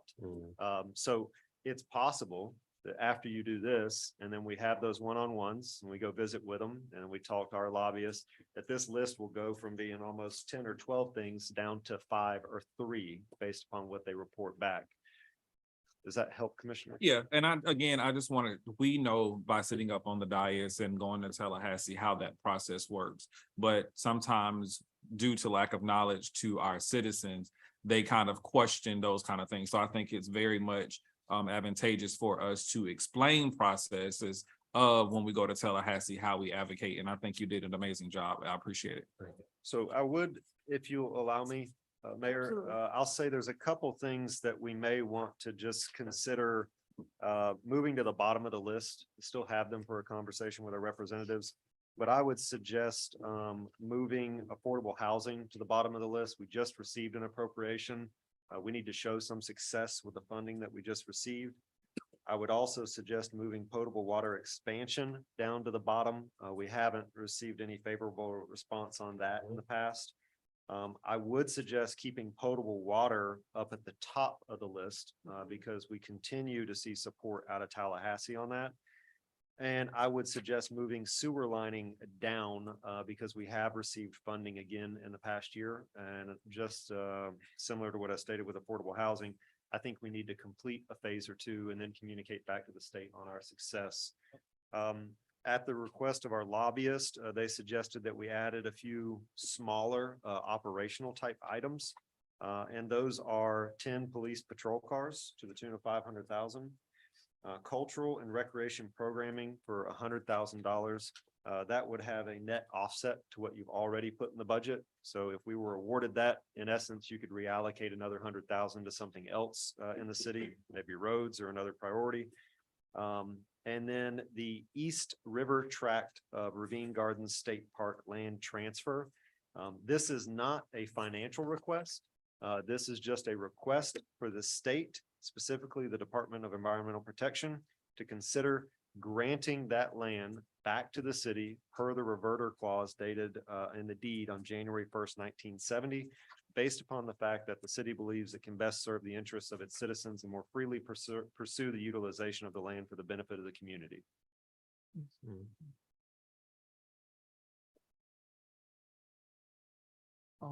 Yes, okay, I like to also see, we want to do the cybersecurity, is huge. Not just here locally, not in our state, but just around the world in general. In terms of that, I think we like to see that as well. And mental health and wellness is also huge, as I see a lot of reports come across. And what I see in reality, mental health and wellness as well.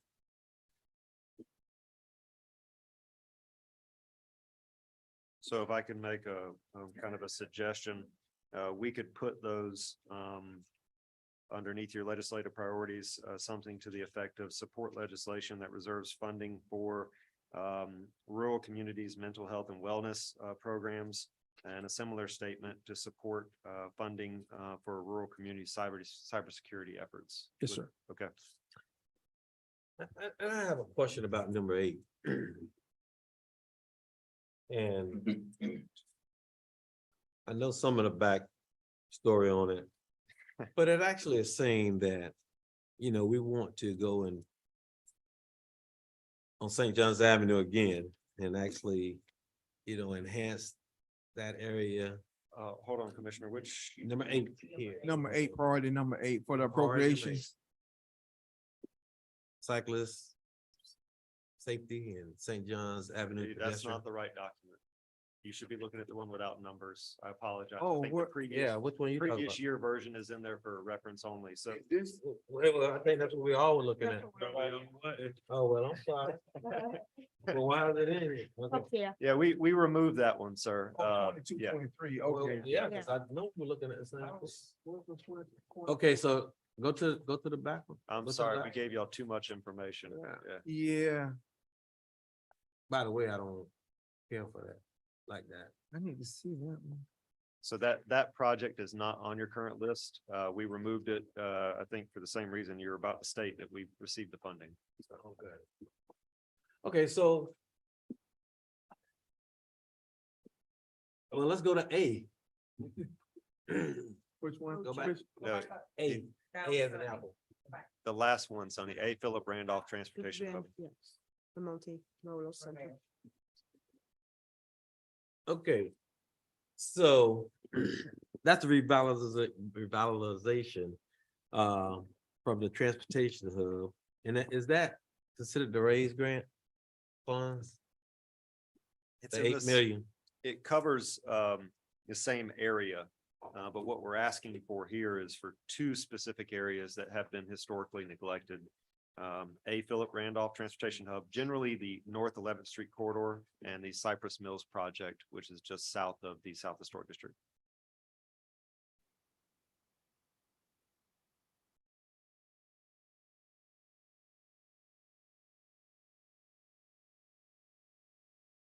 So that's in addition to the 8 million. Yes, sir. Okay, okay, because I want to get to the 8 million when we start talking about that. Okay, that's okay right there. Any additional questions? No. So there was a suggestion to prioritize transportation as number 2. Is the commission okay with keeping potable water main lines as number 1? Yes. Okay, and were you okay with the projects that I suggested moving to the bottom of the list? Yes. Yeah. Good. All right, is there anything else that you would like to see as say your third ranked priority? As Commissioner McAllister and I, transportation improvement, the roadway, the road. Sonny, that's a working document. That highlighted section is not accurate. Yes. That was my attempt to type something prior to this meeting. So transportation number 2, what would be your suggestion for number 3? The roads. Well, that is number 2. That's, yeah. Roads would be number 2, sir. Slide it down, Sonny. I mean, we need the real time. I don't have it right here. Okay. So are you changing it while we say it? Because that says sewer line. No, we're not making the change. I just. Oh, your okay. top Well, we 3 just is discussed right the there. discussion Yeah. about Gotcha. making those changes. Okay. I would suggest maybe move a non-financial request to your number 3, East River Tract Ravine Garden State Park. Move that one to where? I guess. Number 3, it's not a funding. We're not asking for funding, we're asking for approval Right, of reverting that property back to the Revert. city. Yeah.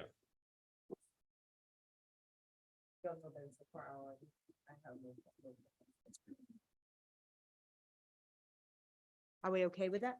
Yeah. Sure. We have Ms. Shields on the call right now. She sent an email earlier. She's requesting that if we're available to travel the week of October 9th through the 13th. That is a commission meeting week, so it would have to be at the beginning of the week. Just need to know if you all are agreeable and available to travel to Tallahassee, if they can set up some one-on-one meetings with our representatives. October 9th through 13th, Most That likely week. the 9th That through the week. 11th, sir. 9th through 11th.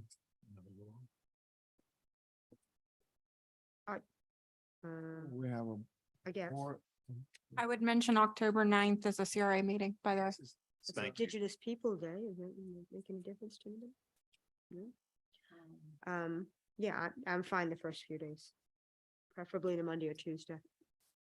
Well, it would have to be a Tuesday now. Ms. Krantz pointed out, we got that CRA meeting.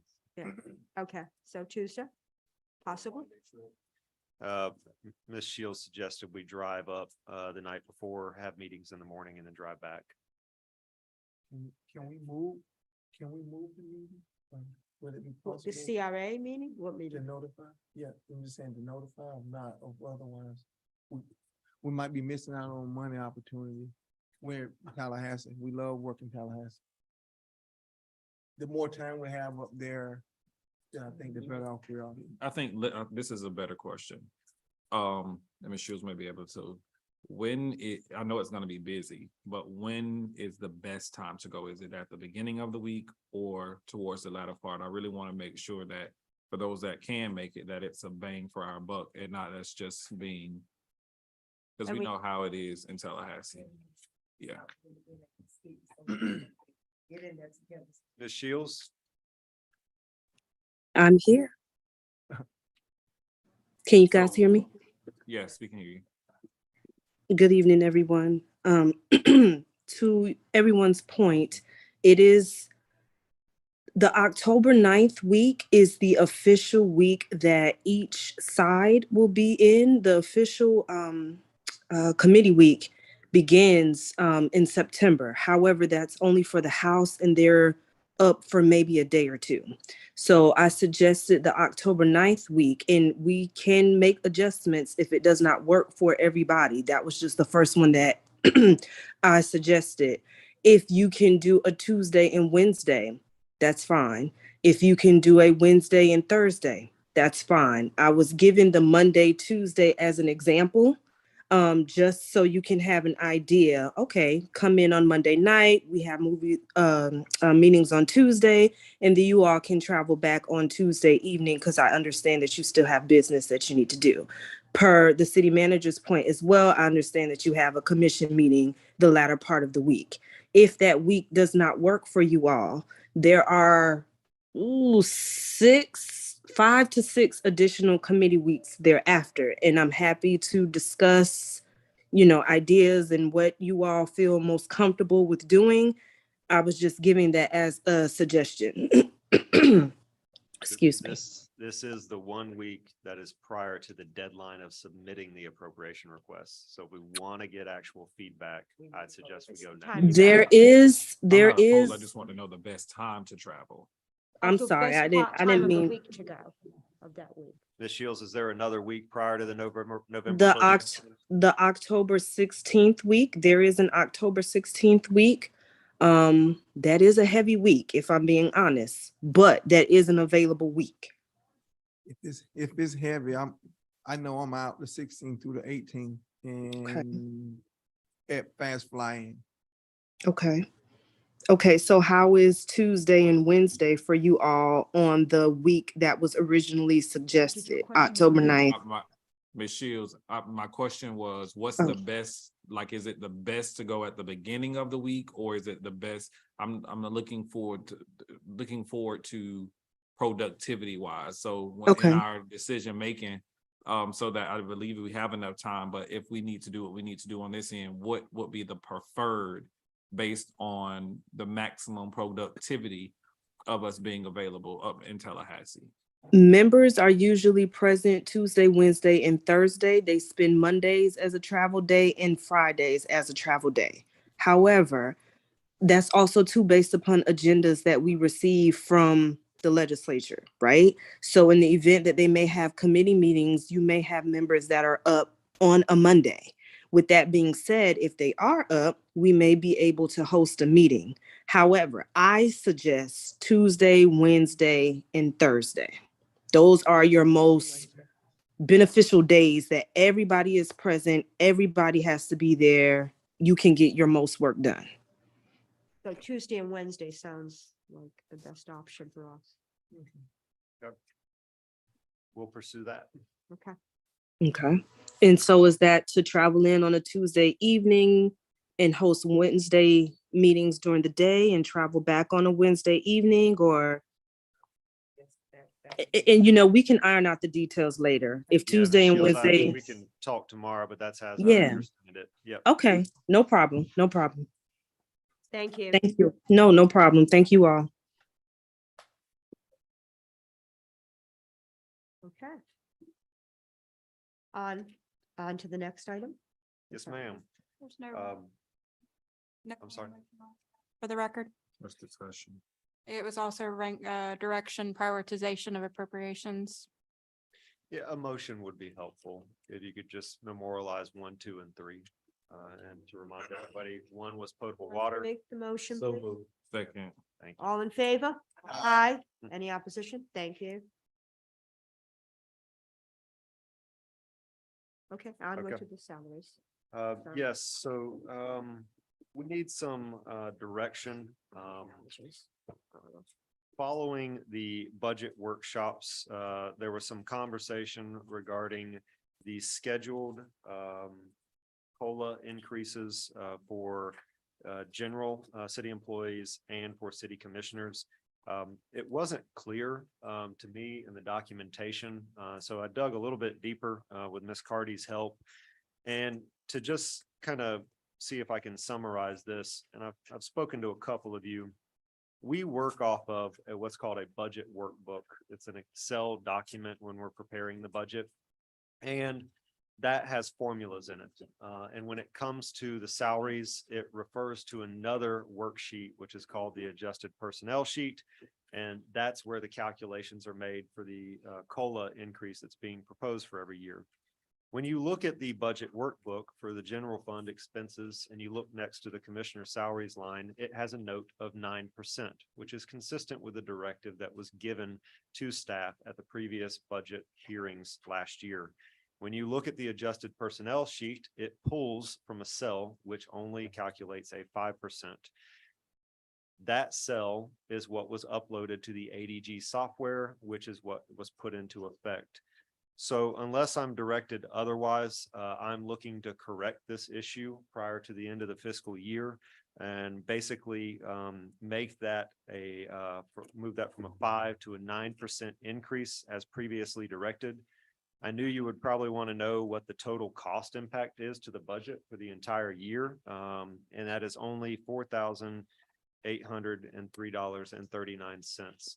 So unless I'm directed otherwise, I will correct that clerical issue. I just wanted to bring it to your attention. Any questions?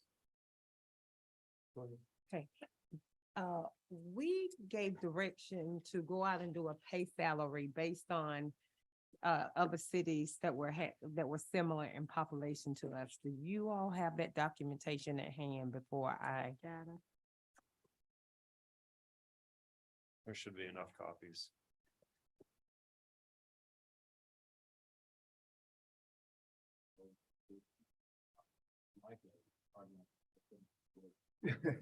It's Understandable, but I just want to look at the pay. I know they may not,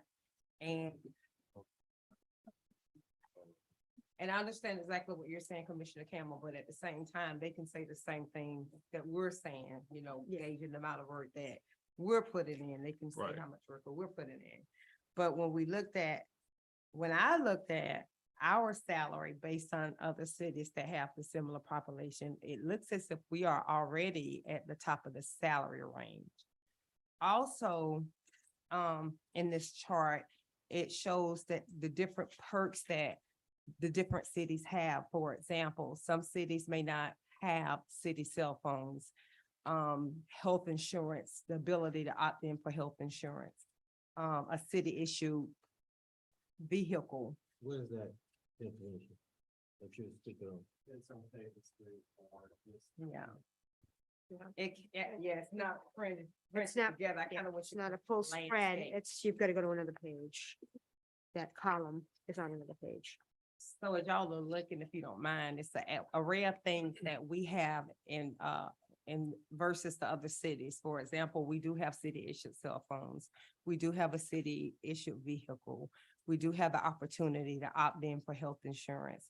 We are looking to offer, to provide each of us with office spaces, as well as we just, earmark money for, an aid for us to have. So looking at that and looking at some of the things that they have, a lot of cities don't even have those perks. I feel that we are in a good place right now, and I am not in favor of that 9% raise. I That's appreciate, just my opinion. yeah, I got a comment. I think we need to look at everything in terms of, what we're looking at. I mean, we pay very well with our staff as well. When we Exactly. consider, looking at, other cities, how we pay our staff. And we have 22 positions on our docket for this year. It's gonna come up to $920,000, thereabouts, 22 positions. My question would be, for just the 22 positions, I don't even know if that's all the benefits included in that, but that's 22 positions, almost $1 million. My question to our finance director, how much funding or revenue did we receive? Because I don't want to spend more than we're getting in, because we are a city that does not really generate a lot of tax dollars. We mainly live off of grants. So if based on our 22 positions that we have, can you tell me what our revenue that we generated from last year to this year and what we have? Okay, so the closest that I could get to responding to that would be that, in our budget, we do revenues there. And, year to date, I was saying our general fund, we've, generated almost 12 million. How much? Almost 12 million. That's just in general fund. General fund, Year right. today, as of September 8th, this report was generated. Right. And then if we were, most of the 22 positions that you're referring to are in the general fund. Matter of fact, 16 is from general fund. The remaining 6 are from, one is from the TIF, one is airport. Well, I mean, you don't have to, I know Okay. 22 positions, but what I'm saying is. So in terms of revenue, that's what you're trying to add? I'm talking about we're adding 22 new positions, and I don't think most cities add these number of positions.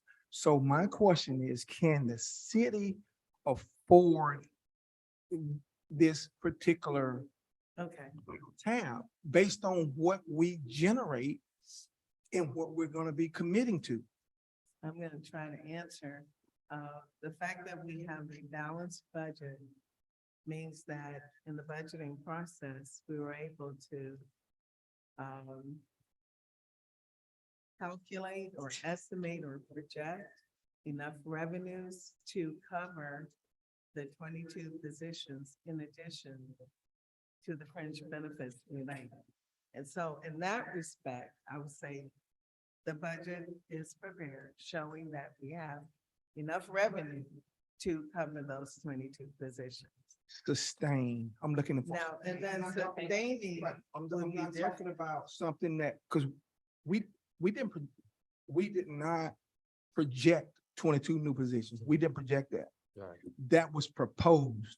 In the budget, yes. So my question is a fiscal question. Can we afford this $1 million tag sustained? I would have to. Otherwise, some people, there's gonna be some serious, it could be some serious cuts. We could be, so my question is, the 22 position, the $1 million tag, can we afford it? Okay, so therefore I will defer. And what I will say, allow me to prepare some projections, okay? I have some responses to it. The first one would be that per the balanced budget, we can afford it in this fiscal year. Correct. The second question that you're posing is, can we sustain it? Correct. Then I would need to prepare some analysis, and I would prefer to be able to respond back in Okay, that way. that's just a fair question. I just want to at least put that out there on the table because I mean, I think and I'm not for or against a raise or whatever. It doesn't matter to me because I work. It doesn't matter that funding. So it's just 4,000 for the entire commission. That's just it pales. It's not anything even is in terms of what the commission would be getting us. And if you look at it, it'd be less than $1,000 per person on this board. But anyway, it'd be around 800 or 900 and some bucks.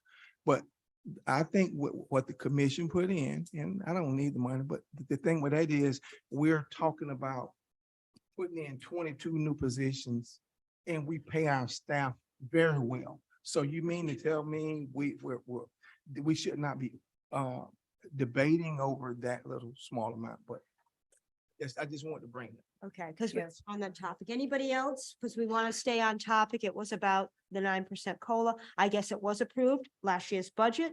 There was a Scrivener's error or some reason why it didn't get transferred over. And now here we are, and whether to move forward with that or not. Personally, I don't think we need a raise based on the stats from similar type cities and what we make. And we're part-time employees and we all have full-time jobs, I'm but full-time. that's all. I'm just saying on record, though. I'm full-time. Nobody said you were or weren't. I'm saying as far as on record. Yes. Okay, that's what I'm talking about. So aside of that, my personal feeling is to not go forward with it, but that was approved last year. So I think here we are. And where were we? And so I think city manager's just asking if you should move forward with that. Go ahead, Ms. Muscat. If it was approved, It was already It approved. was already approved. That's why I'm saying that. So we can't go But back. it can't change Yeah, whatever. you weren't on the board at the time. Even though I may not agree with it, yes, I understand that. Right, but it was Commissioner approved. McCaskill. It was I- approved. That's prior what to I you said. doing- That's how I prefaced it. Commissioner McCaskill.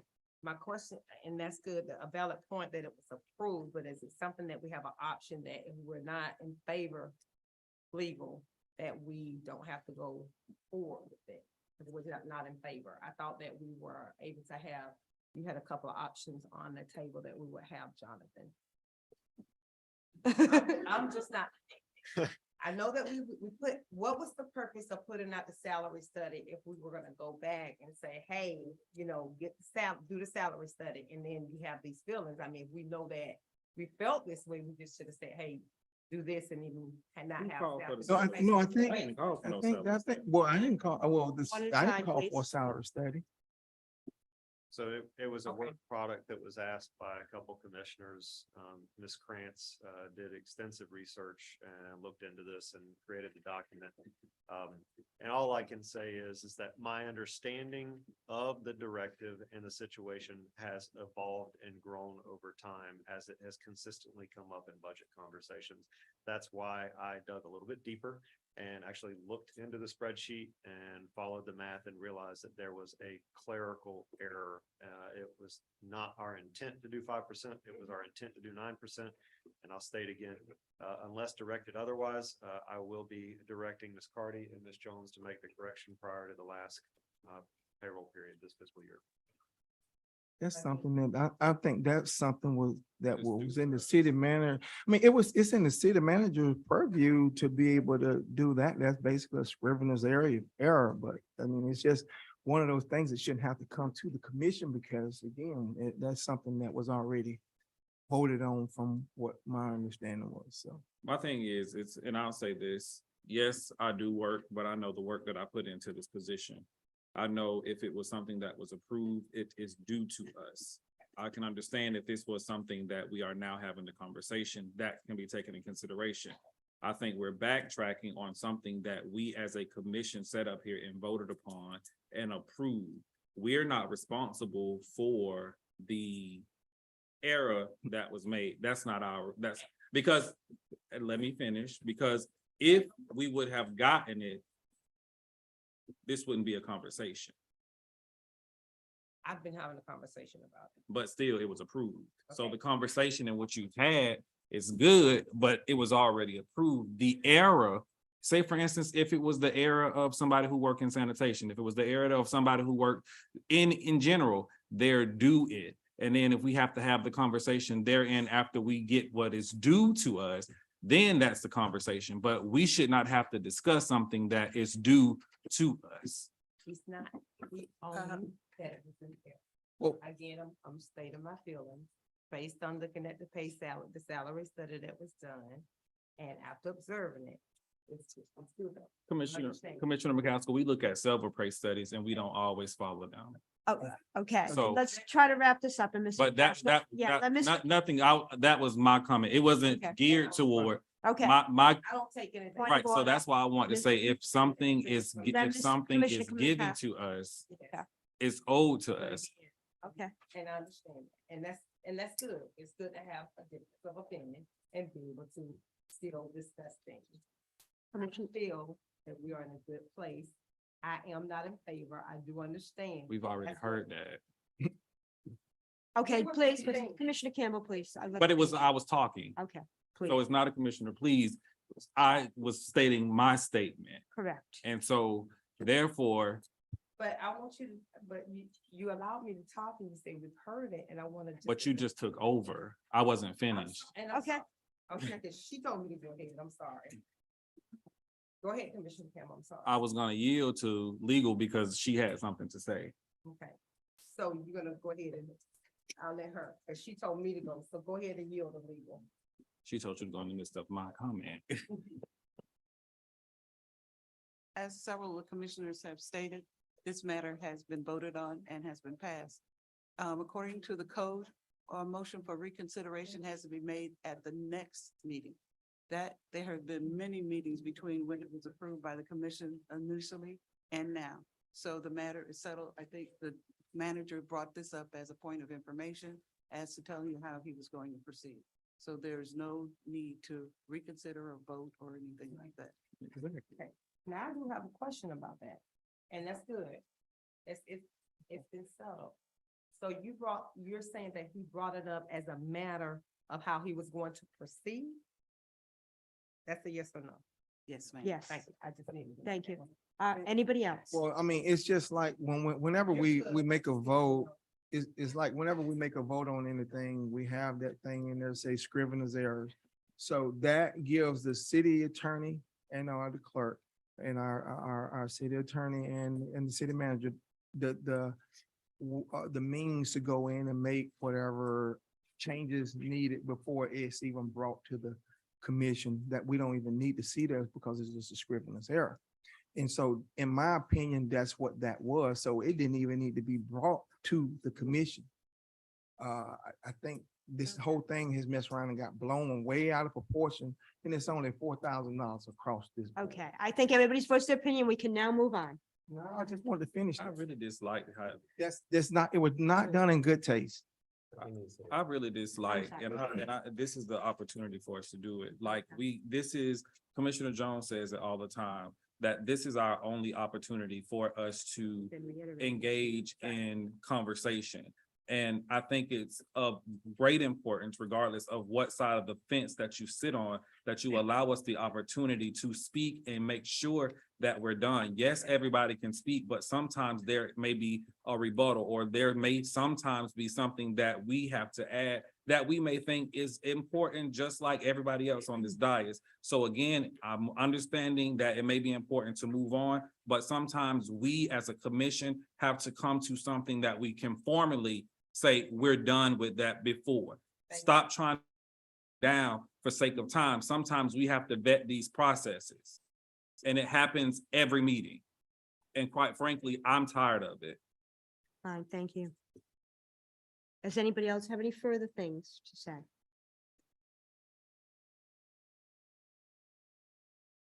Thank you.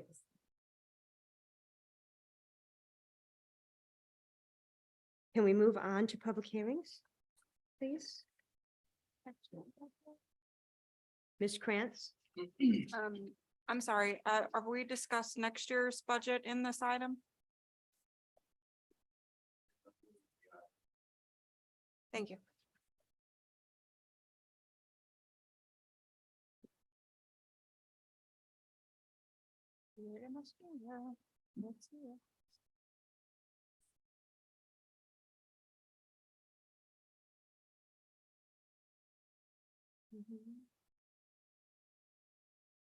Madam Mayor, presented to you for first reading as an ordinance number 2023-22,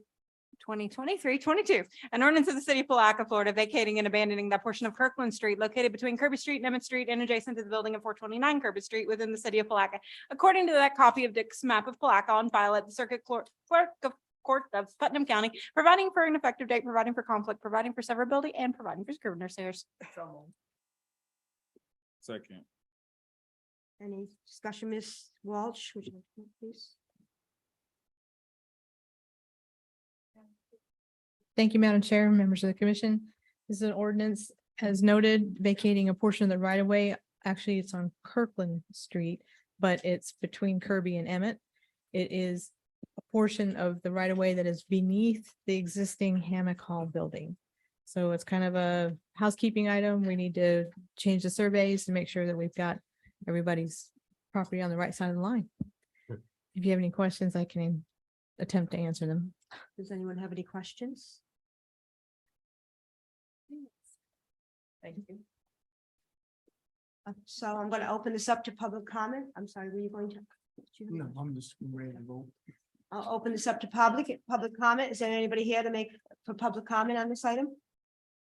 Saying none, we'll close public comment. We have a motion and a second. All in favor? Aye. Aye. Any opposition? Thank you. Moving on to the next item. Thank you, Madam Mayor. Next, I would like to present to you an ordinance number 2023-21 for first reading. It's an ordinance of the city of Palatka, Florida, amending the Palatka Municipal Code, Chapter 50, Section 281, as it pertains to Parks and Recreation fee schedule, removing current fee schedule and directing fee schedule to Appendix A, Chapter 66, Section 4, solid waste as it pertains to collection categories and descriptions, and amending Appendix A fee schedule of the Municipal Code of the city of Palatka as it pertains to fees and other charges relating to Chapter 18 buildings and building regulations, Chapter 22 cemeteries, Chapter 50 Parks and Recreation, Chapter 66 solid waste, Chapter 74 subdivisions, Chapter 78 taxation, Chapter 86 utilities, Chapter 94 zoning, providing for severability, providing for an effective date, and providing for scrivener's errors. Second. Is there any further information on this particular? Yes, it is. Well, no, I was just seeing if the city manager or somebody. Oh, You okay. can ask any Yeah, questions. right, I would That's say, fine. city manager, explain, but So we do this every year. Most of your fees are included in Appendix A. Only between the rules. Therefore, those will be coming for you 2018 for consideration. Other note in here, we'd like to point out where it's not like is. But we did decrease the rental pay as we previously. Do you have any specific questions about any of the rate modifications? yes, I can't hardly find it right now. I'm looking for it, but as I was reviewing this packet, I realized that there were an increase for cemetery burials and plot costs. And I'm not really for increasing that. That's a time when individuals don't, there's a lot of individuals that doesn't plan for tragedies in their family. They're going through bereavement and a tough time. And that's one I think that we could probably leave where it is, that's affordable. I don't see an increase and matter of fact, when I looked at the budget for public work, they were talking about their biggest cost is cutting down trees. And they asked for an increase, but I personally would like to strike that and leave that cost. So for the rest of the commission, that's page 269 or page 6 of Appendix A I ain't there yet. for Chapter 22. Thank you, sir. So. There you go. Thank you, Sonny. We have it on the 260 work? screen for you. I have 276, page 6. Yes, yeah. Well, I'm looking at Chapter 22 cemeteries, but you got the same thing. My number's different. So As long as it says chapter 22 cemeteries. Did y'all find it? This is a little off today. 269. 269, thank you. Sonny has a restitched agenda with a few pages added, I'm sure, we're taking. So, for example, prices for lots and permits went from $750 to $1,000. If you're telling me that the work is different, you can explain that. And it's not much, but it is something folk that are going through bereavement and a tough time. I think that's something that we can take into consideration as far as raising those prices. So that's the only concern I have. Recommendation be to Let those prices remain as they were. So that'd be item 1, 2, and 3, and 4, correct? All that pertains to the cemetery, because I don't want to leave nothing out. Would you be willing to consider leaving in the site marking fee and monument marking fee? Well, I'm gonna tell you why. That goes back to, we don't have the personnel there. You said we don't hardly need it. You say the workload did not require a person to be there. So what are we saying? Are we saying that it's? I think the intent is to recapture some of the cost associated with visiting the cemetery to mark for an interment or mark for placing a monument. That was the reason the fee was put in. So I would, because in essence, you could buy a lot in 2023 and there not be an interment until 2060 or even a later year. So having that fee helps the city recover some of that administrative cost within that year when a person has to go out and visit that lot specifically for locating a grave site. But again, this is all here for your consideration, and this is the opportunity for you to suggest us to make changes. Mr. John? Any further? Again, I would like those fees remain the same, and if we must recoup that fee, a site marking that was added, site marking and monument fee. Is that what you're telling me? So if we place a monument on the ground that they already bought, they've already purchased, it's a fee. So we don't actually place the monument. No, I know. And there has to be a time that you have to wait afterwards to place the monument. So that means you have to visit the location again and actually locate the grave site. So it's another instance when staff has to go out and actually locate the four corners.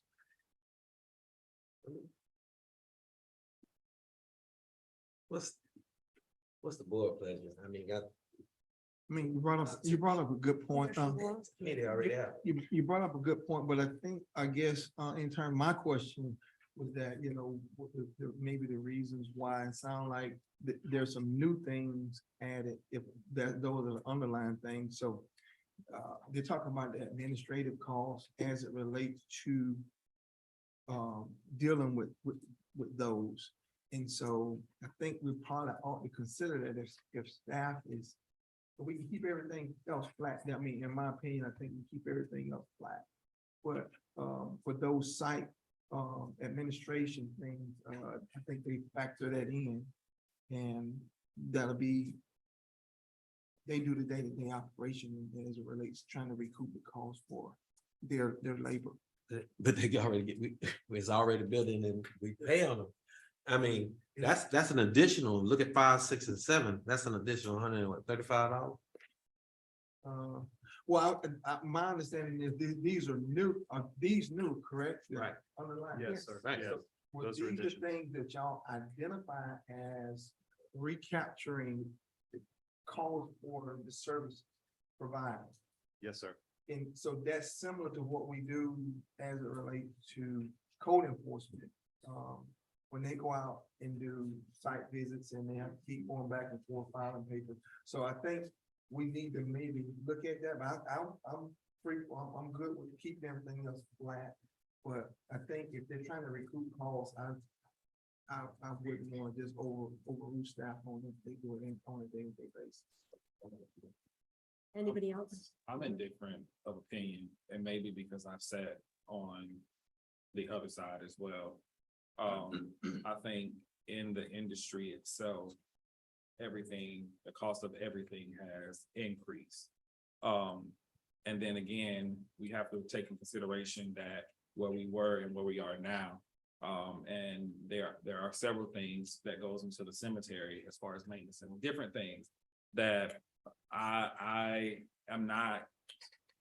in agreement with staff. And again, maybe just because I've sat on both sides, and this is one of the most nominal costs when you come down to the funeral. But again, I am just indifferent. But I'll just leave it at that. Well, I'm sorry, go ahead, Commissioner. I'm really speaking from experience of going through this during COVID, burying 3 relatives.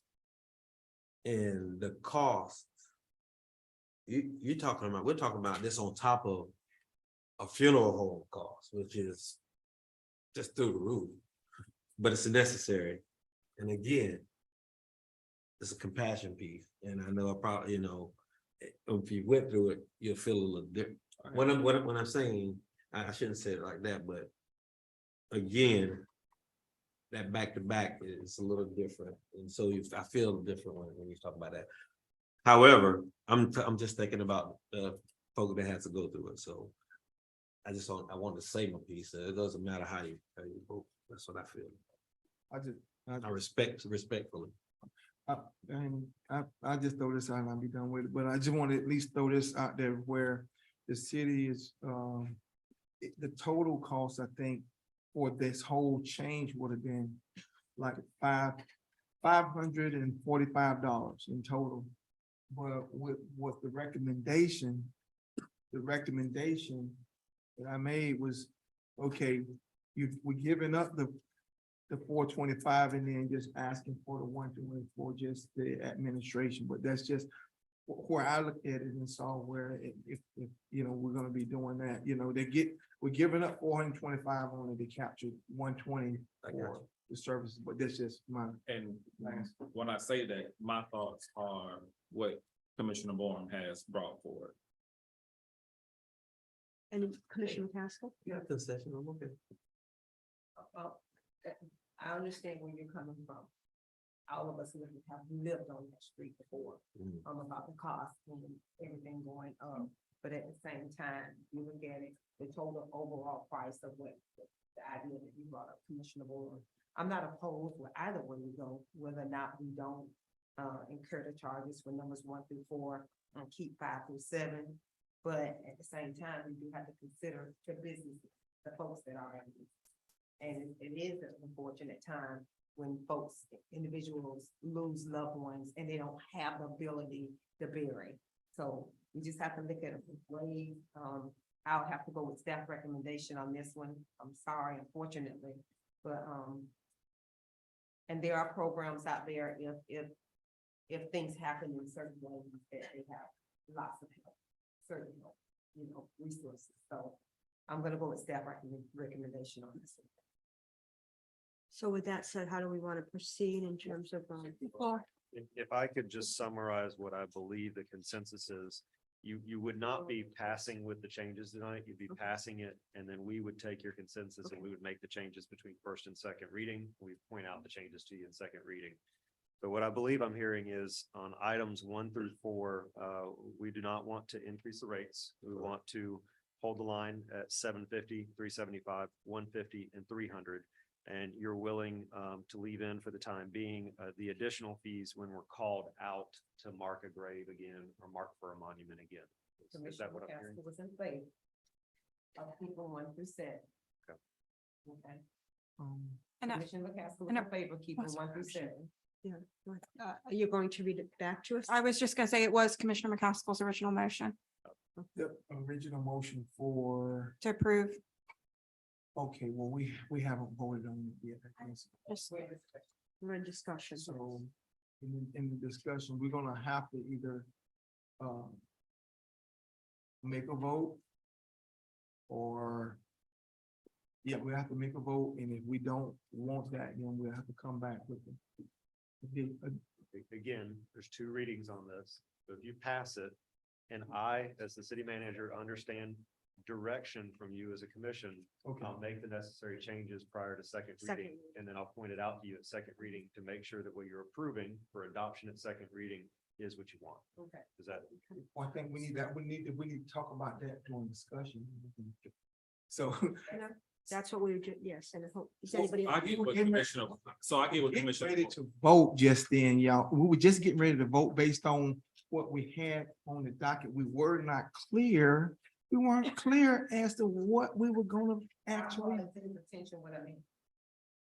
So what Commissioner Borman is saying is, if we were to call this to a vote, we can vote to either favor it or deny it, which would completely cancel it. Then a new motion would have to be formed and then go through that whole process again. I think where my concern is once a lot of times when we get to those second readings, it's kind of confusing, especially if changes are being made when the changes can be made now to address the entire thing moving forward. And Commissioner Campbell is absolutely correct. That's why I wanted to just say, let's clear this up. What we want to move forward with, at least put it on the docket. And if nobody else want to vote on it, vote it down. If you want to vote for it, vote for it. But again, the proposal was that we're giving up the 425 and then we're going to charge for the new administration fees. So that's what the motion was from what we need to talk about in the discussion portion before we make the vote on what's the item on the agenda. Ms. Thomas? I think the motion was that we move this forward, and this was appendix A, and that would be everything that's included in there now. And it was second. So it has to be a decision made about whether you're going to accept that entire block of all of these fees, which are part of amended appendix A. And if everybody's in favor of everything that's included here, you vote yay. If not, you vote nay. And then another motion will be brought as to, well, we accept this part, this part, this part, this part. And then you'll give the manager direction as to which parts that you want changed. This is on 22-4. She said, yes, 22-4, right? Okay. Okay. I'm going to open the floor up to public comment. Is there anybody here for public comment on this particular agenda item? Seeing none, we'll close public comment. And with that, we did have a motion in a second. All in favor? Nay. Aye. Nay. Okay. Okay, now. we- There's now nothing else. should be- There's nothing else now. Yes, it is. You can make your motion. No, I understand. It would have been what Commissioner Jones wanted, but he wanted to do it all. But anyways, okay, going back to the motion that I was trying to make one. So I make a motion that we charge for the services, the new services that staff has made 5, 6, and 7, chapter 22, appendix A. And we forego 1 through 4. Remains. But And accept the rest. the rest of And accept, So 1 through 4, we did not. I'm sorry. Yeah. My clarifying statement, there are other changes, so you have to Have a C. accept Right. appendix A as presented with the following changes. Change. Right. Probably the better motion, okay, and then state those changes. Yeah. There's a lot more than just 22-4. right. I know because, okay, you're right, because I have a question on the last one. But then maybe we should address the questions if there's other sections before you guys entertain the motion. Okay. That's. Can we? I have a motion that we table this into the next meeting, we can review it. I think there's a lot of changes in here that we have seen. However, to understand them better and get a clear understanding, I think that it needs to spend a little bit of time on it. Because these are fees it's gonna be one of these things. You guys approved it. And I don't think we have thoroughly versed on it. Okay, Mr. Griffith? So my question would be, if we were to table it, what would happen differently between this meeting and the next meeting that will not amongst ourselves? Because if you have questions, those questions should have been asked when we got this agenda packet. So are you seeking to get, are you seeking to get more information? Because I'm looking at, if you table it, what additional information will come before us as a commission as a whole between that time frame? Well, with all due respect, because you're commissioner, I don't have to tell you the reason why, other than I need more time to reevaluate this. It is obvious that when we got up here and we all see it and we have difference of opinion, we can, at that point, make a more informed decision. Even with, in regards to Commissioner's statement, I even feel compelled to say, well, we do need to recoup some costs. So I would like to look at line by line again. And you guys all have to admit that this is a healthy package. And we have discussed a lot and looked at a lot. And I would like to revisit that part of the packet, if you guys would allow. Commissioner Boyle. So I think Commissioner Jones said he's at a state of unreadiness, and I guess I think if there's if are we under a time Yes. Yes, that was. certain that we have to get this done? When is that? What, So your budget for the fiscal year 23-24 is built off of revenues that are modeled off of Appendix A. If you do not pass this tonight, it means that your budget could not be passed. so since we're under a time So again, certain, there's two readings, Commissioner. I'm sorry to interrupt, right. but I want everyone to understand there is time, and that's why there's a first and second reading on these items. So we can go. So, if you pass it at first reading, you give us some suggested changes, you still get another opportunity to review and make revisions. Ask And those can questions. even be made at the second reading, or they can even be made by a budget amendment and ordinance after the budget is adopted on the 28th. Well, maybe I can ask this one question and it'll help me understand. This is one question. And maybe I ask the mayor. Do you know what the cost of the tax revenue, tax receipt, business tax receipts are? What it's on? Come up, Ms. Walsh, please. Well, I ask you because it's in this packet. And if we actually knew, we would know. That's what I'm saying, ladies and gentlemen. But- I didn't just try to I'm making a point that there is a lot in here that we haven't seen. We don't know, because that's a change, a proposed change as well. Ms. Walsh, go ahead. We estimated this year that we would collect about $36,000 in BTR revenue. What's the proposed fee for this year? The fee. The fees haven't really changed. What we did was we eliminated all of the different categories of businesses. They were specific business types that were listed. There was probably 250 of them.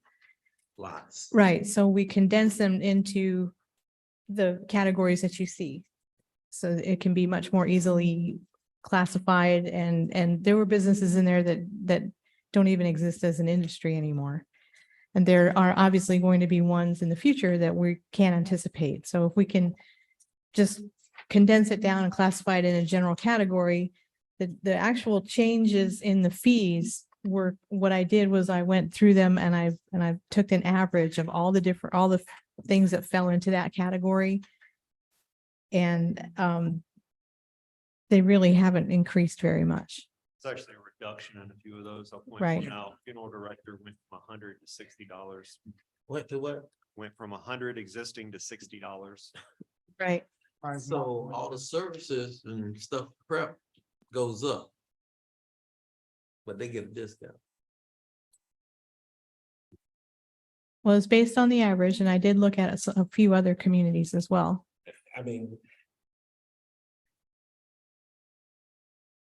And I'm sorry, Ms. Walsh, but I kind of want to add to this. She had a long list, 4 or 5 pages of specific businesses. And when she started comparing businesses that should be in a similar category, the fees were different, and it didn't really, it's not defensible. It didn't make sense.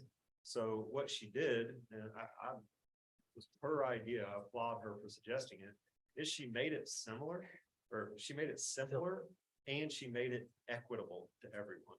So rather than someone saying, well, that's a very comparable business, why am I paying double what they're paying? Even though it's, maybe 50 compared to $100, it's not a big jump. It wasn't equitable, and the application of it was hard from an administrative standpoint. So I think what she's done is a great suggestion. It's not the application of it. I was hoping to make just a point that this is a lot. And I want to give the time and attention to this process. And it's okay if I'm only one vote. So if everybody else is ready to move forward, that's fine. I guess I'm just, when I say transparency, that's what I'm putting out there. That's what I needed. And so you can move forward. I don't like, I'm gonna say this, on the dais, and this is something because we don't get to vent and talk to one another. We need to stop overpacking. I know we're in budget session right now, but we got to stop putting this stuff in here late and stop having emergency items that, come right before the meeting, so that we could be thoroughly immersed in this agenda packet and make sound decisions for this community. And I'm done with it. So we can go ahead with the vote, and I already said my part, how I felt about it. I think we voted that down, so we're gonna have to come up with a New motion. motion. And, Am I done? And- You're all set. Thank you. so. Where we put something out there. And with that said, who wants to entertain the motion? Commissioner Jones has stated already, I know we have to vote on it tonight in order from a time sensitive standpoint for budgeting purposes. We need to vote, but I will leave that up to somebody else, whoever wants. Put the modified motion out there for what we're voting. Who would like to make a motion?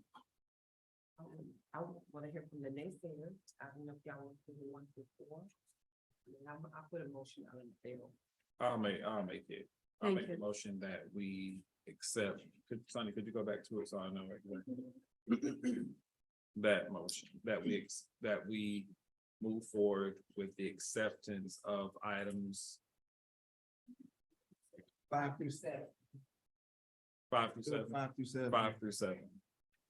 On chapter 22. But then you have to make that modified for everything else if you didn't have anything else. Right, that's why I'm saying there's with the modified, I was gonna say chapter 22 concerning cemeteries, items 5 through 7.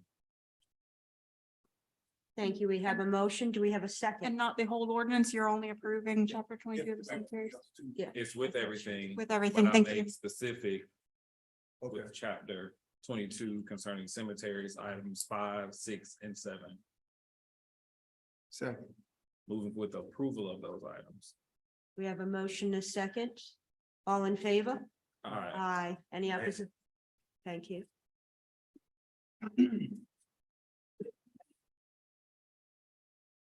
Going to move on to the first public hearing trim calendar. Fiscal year 2023-24.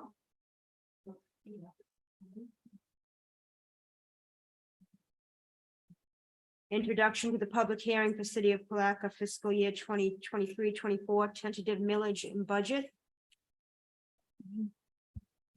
The City of Palatka Commission convenes the public hearing on the City of Palatka fiscal year 2023-24 proposed millage rates and tentative budget as required by Florida statutes, chapters 129 and 200, and as advertised in the Truth and Millage trim notices. If anyone in our audience is here for the purpose of contesting their assessment, a petition for adjustment with the Value Adjustment Board should be filed by 5 p.m. Thursday, September 14th, 2023, as stated in the trim notices sent via first-class mail by the county's property appraiser to every taxpayer on the property value assessment roll. For those in attendance this evening wishing to address the commission, citizen comments will be taken following the overview of the tentative budget by the finance director. The finance director, Marcia Cardi, will now present an explanation of the proposed and rollback budget millage rates, Ms. That's Patty? fine. Yes, ma'am. Good evening, everyone. Good evening, Dias.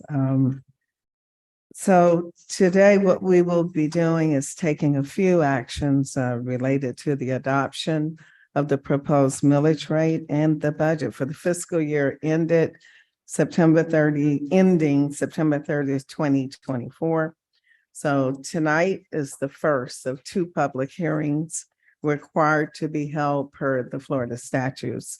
So this is not the final budget hearing. This is, nor is it the final adoption of the millage rate. And at the conclusion of this hearing, a specific date, time, and place of the second public hearing for the adoption of the final millage rate and the budget will be established. So Florida statutes require the name of the taxing authority, the millage rate to be levied, the rollback rate, and the percentage of change. In addition, one of those requirements of this truth and millage legislation is to provide information why proposed millage rates differ from the rollback millage rate. The rollback millage rate is defined as the millage rate which exclusive of new construction and additions, destructions, and deletions and property added due to geographical boundary changes will provide the same ad valorem tax revenue for each taxing authority as it did in the previous year. The trim process requires that a notice of tax increase be advertised in our newspaper whenever we select a millage rate that exceeds the rollback millage rate. And that is what we're experiencing this year. So for fiscal year 2024, the millage rate proposed so far is 6.4, which is 27.14% greater than the rollback rate of 5.0339. So the increase in the property tax revenue is essential actually to fund the appropriations that are needed to operate the city of Palatka. The other thing that I wanted to say was that we have already received certification of tax value from the county appraisal. And for fiscal year that we're living in, the preliminary gross taxable value is $661,523. Well, that's wrong. 620, wait, let me do that again. 661,523,159. That is actually 18% more than last year. So our taxable gross value increased by $102 million. Last year, the value was $559 million. So we must notify our county appraiser, which we've done. We already know that the rollback rate is not a tax increase. And if we had accepted it, our gross receipts would have only been $3,330,000. By us selecting the current rate that we have this year and saying we're going to keep that same current rate, then our gross receipts are $4,233,748. So that's the reason why, we selected, or the finance director, I recommended that you consider accepting the rollback rate as opposed, not the rollback, but to keep the same rate, 6.4. So now that I said that, I wanted to explain real quickly about the tentative budget. I made that 3-pager budget brief, so it's a quick way to glance at it and understand what's going on. We do have a balanced budget, and the highlights of this balanced budget in the amount of $71,255,483 for all funds. Okay, with the general fund being $19,816,943. And speaking about the general fund, there was an increase of 10% when compared to last year. Last year, general fund budget was 17,856,000. Some of the budget highlights is that that's 71,255,483. It includes, number one, no change in the millage rate of 6.4%, no change. But it does reflect a 4% COLA increase for staff. There's also the year one implementation of the salary study or the STEP program. There's 7% increase in our revenues, water, sewer, airport, 6% in sanitation. There's an actual 175, I'm just giving you highlight. There's a decrease of 175,000 in the transfer from the city to the airport. So, and finally, there's $14 million worth of capital expenditures in this budget, most of which are funded by grants. So in the general budget, the capital expenditures are only 800,000. And so those are some of the highlights, and we can go look at the blue sheet. Repeat that again, the one thing with the capital. I'm sorry. Can you repeat that again with the capital? May I? Okay, I'm sorry, I looked the wrong way. Sorry about that. Okay, yeah. So what I did, I looked at the budget to try to figure out like how much capital expenditure. And when I added it up, it was like 14 million. But the reality is that it's pretty much all funded by grants. Yeah, that's what I wanted that to be understood. And then the other piece. Okay, and in the general fund, the capital expenditures is about 800,000. Okay, thank you. Okay. Just want to be clear. Yes, sir. I want to seek clarity. I thought once we start this particular portion of the meeting that we must stick to the script. Yes, that's what I thought. Oh, I That's did what not was know thinking. that. No one told me. So now I know. Yeah, I think they started that and then, because they. Yeah. Yes, we did. I thought it was just guidance. I thought. I started. And what I'm reading from is the letter that is included in your package. I thought Sonny would do a cap, the clerk would do a caption No. first and then we get into it. No, there's actually There- four what there- motions. Okay. It's Madam Mayor, if I may, there should be four motions. read There should be one to see if there's any adjustments to the tentative budget, one motion to see if there's Thank you. any correct adjustments to the tentative millage, and then we read the captions, and then we go into the two motions. As Okay. per the script. All right, so then I'll follow the script. Did not Thank know. you. Now that I know, I shall. All right, so Mayor and Commissioners, the total city tentative budget for fiscal year 2023 is 71,255,483. And I had already read the other portion. Okay. Are there any questions from the commission? From Ms. Carter? I see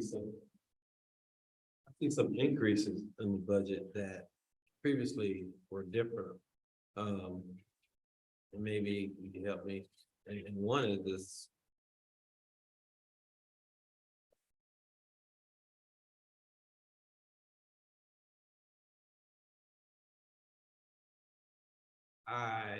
The finance department, $616,000 in that budget. I didn't recall that when we. What page is that on? Different piece of paper that we had, again, we had a lot. So. That's your total budget?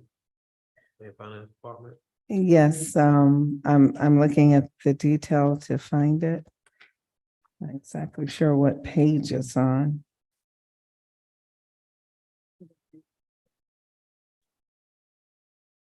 Okay, thank you. Okay, so yes, starting on page 334. And it ends on page 335. So if you go in your budget book, or if you wanted the detail. So 574,000 is the personnel. And operating expenses is 42,267. And right there it says department, 616,893. So, Okay, so knowing what the city commission salaries are and how low they are. So compare that with the city commission salary, budget, 537,801. Is that accurate? um, I'm talking about the first page, the first, yeah. they have we have about six persons in finance. And you Full-time. guys got sick, there's 5 of us, and I was just trying to compare. What am I missing? Somewhere. Okay, so the commissioner's personnel is 217,143. That's on page 330. And for the total department, it's 537,801. On page 331. But it starts on page 330.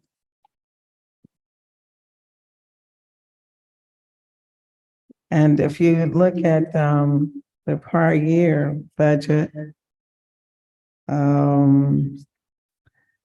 the personnel for prior year budget was 189,718 for the year we're currently living in. The Um, commission, I'm looking at the commission. 189? Yes, sir, on page 330. Page 330. So there's an increase of 27,000 on the personnel and the commission area. And for total operation or total costs, the budget was 424,000. And for this budget, it's 537,000. The increase to the commission budget is primarily related to the capital outlay. I can't remember what that 60,000, was that the security system? Right, I think I remember that. The security, for everybody. We're looking out for everybody. It was an adjustment.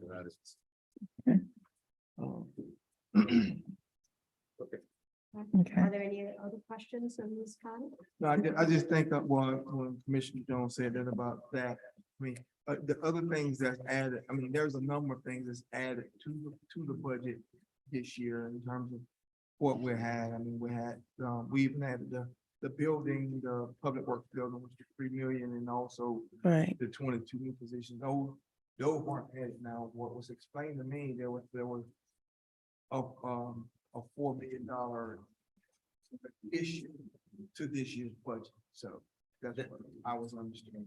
And I'm glad you asked that, Commissioner Boyle. Now, those positions, even though they were in here,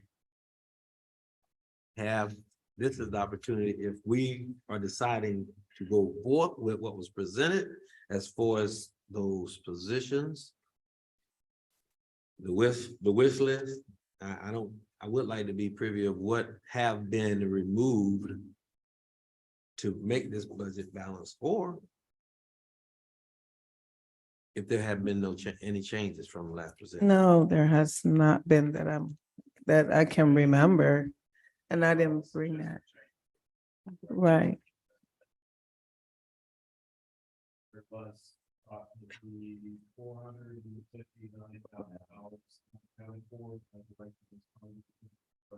Right. Yes, it is. And whatever changes the commissioners ask us to make, I've done that.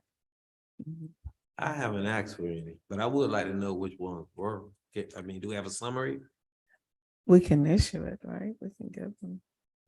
Where is the actual show? For the decision units for the positions or in total? And if, Mr. Griffith, is that a question for me? It's past the budget book, and of course, my page numbers are different than yours, sir.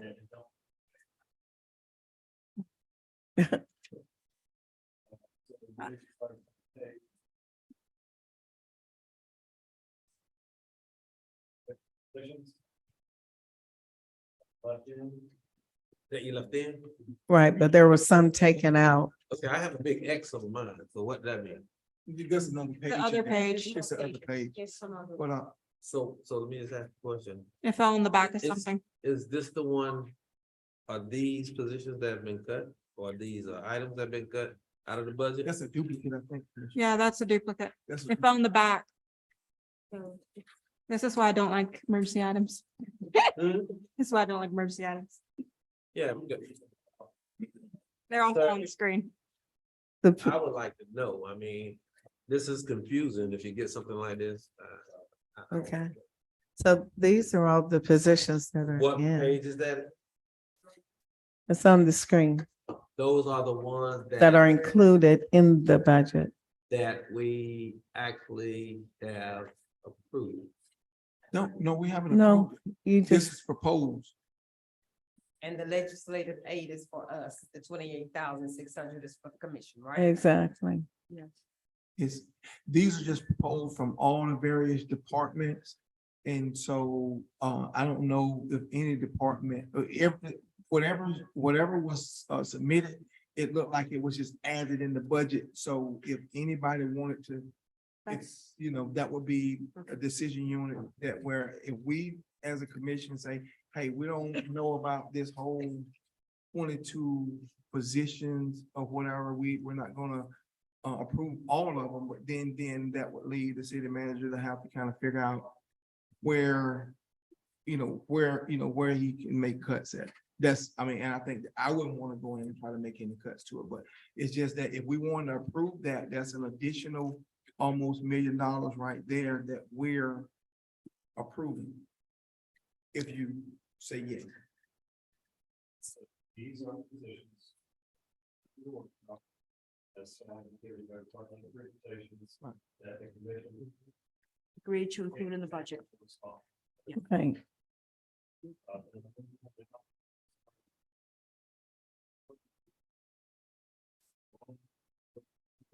Expenditures, 1.4 million, we increase revenue, 1.7 million, which continues to stay in the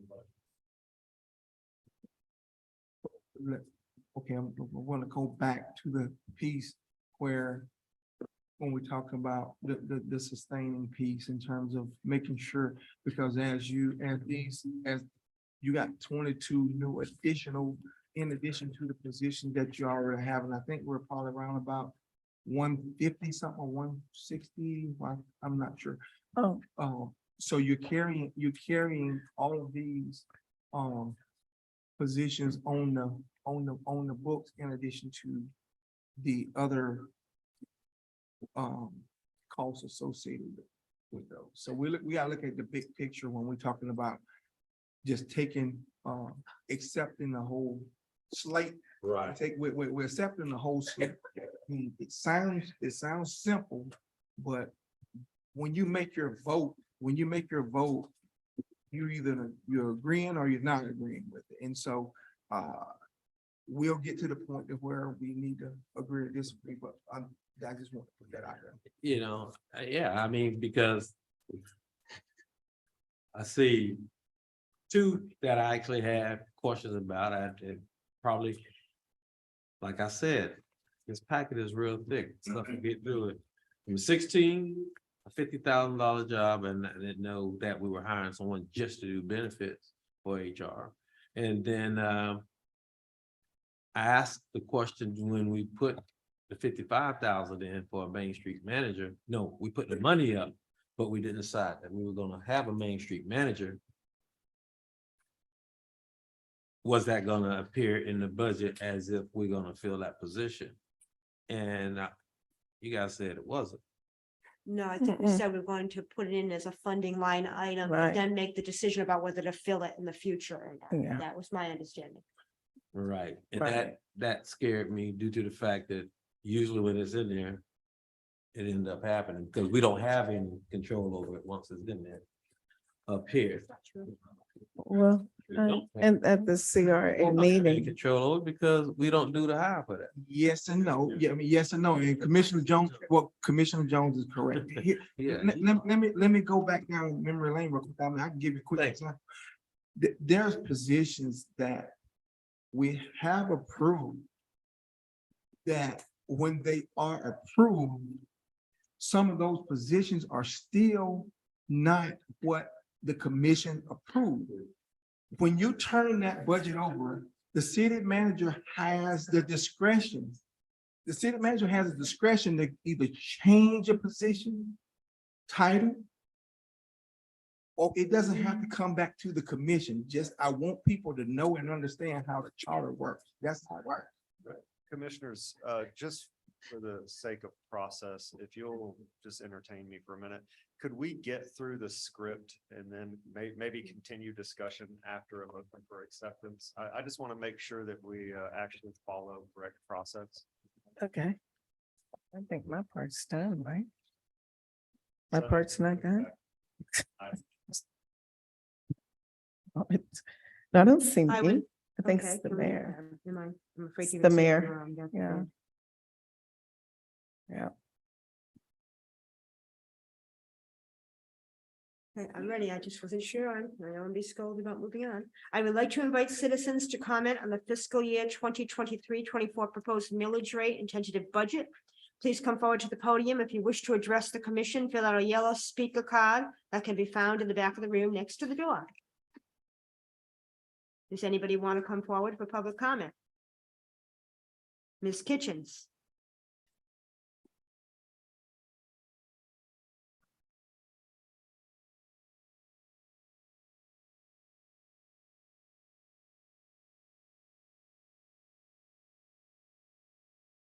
Allegra Kitchens, 1027 South 12th Street, Palatka, Florida. I agree with Commissioner Jones. This is a rather confusing and with all, anyway, my comment is this. The commission doesn't need a legislative assistant. You are supposed to do your own work on that issue. And I know that'll make some people mad, but that's the way it is. I was on the commission 9 years. I did my own work. I didn't have an assistant, didn't need one. You didn't try to. No. Okay, now please. That's neither here nor there. And you're using up some of my time. By the way, CRA director, you all are right. You all said you weren't sure about the CRA director. You were told it would be in the budget, that you could remove it if you wanted to. From what I heard about another position that you weren't able to remove your own salaries, I would question whether you can actually remove anything from this if you actually approve it tonight. And those are my comments. Thank you very much. Okay. Is there anybody else for public comments? Seeing none, we're going to close public comments. Portion of this public hearing. Ms. Cardy? Mayor and Commissioners, the budget document before you, the fiscal year 24 tentative budget includes appropriations described earlier. Any additional adjustments to this budget can be made by motion at this time. Commission? Again, if this budget was approved at this time, during the first reading, changes can be made during the second reading. Correct. And we have a deadline. Is that a yes, Madam Attorney? Yes, sir. Motion to accept the budget. With a motion in second, all in favor? Aye. Aye.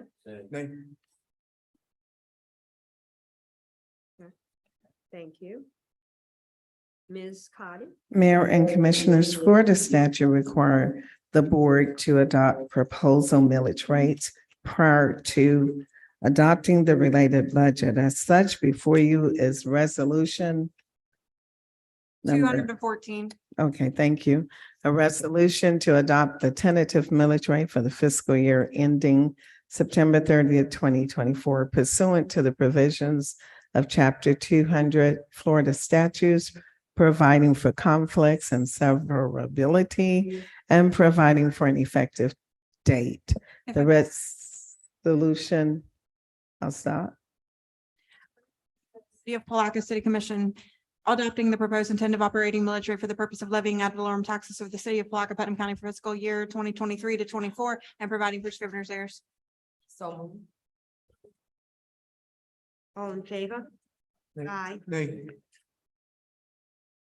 Mayor and Commissioners, subsequent to the commission adopting the fiscal year 24 proposed millage rate, you must then adopt the corresponding fiscal year 24 tentative budget. Before you is resolution number.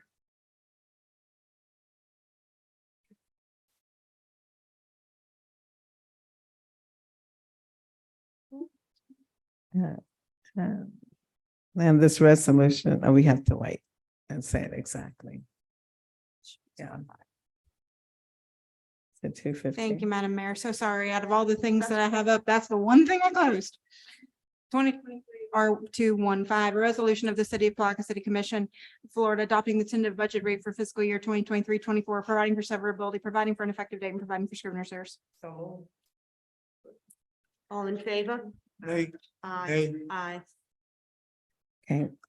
Mayor and Commissioners, the final action requested from the commission this evening is to establish and publicly announce the date, time, and location of the final public hearing to consider adopting the final millage rate and budget as amended. This meeting must be held within 20 days following the conclusion of tonight's public hearing, properly advertised and held after 5 p.m. Staff recommends that the second and final public hearing be scheduled on Thursday, September 28th at 6 p.m. in the same location, the chambers of the commissioners. Do you have a motion? Second. All in favor? Aye. Mayor and Commission.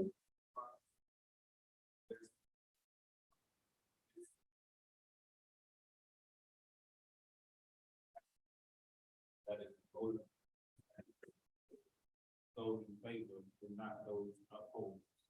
And that's just knowing what we have done in the past and knowing the severity of this particular document that we must go according to how it is presented. I agree, and that's on my error. Well, I propose that we do a roll call. She didn't say in favor, did she? She called for a roll call. If we're gonna do a roll call, we need to do a roll call. But in general, the vote has been just a general open vote.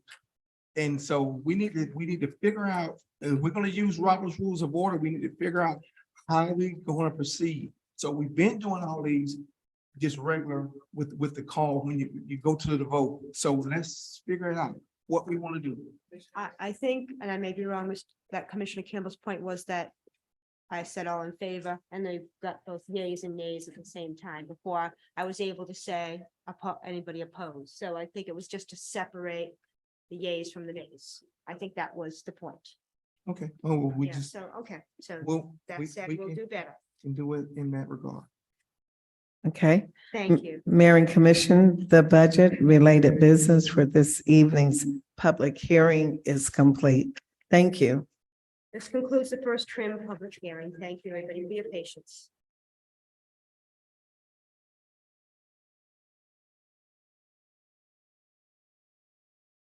Emergency item.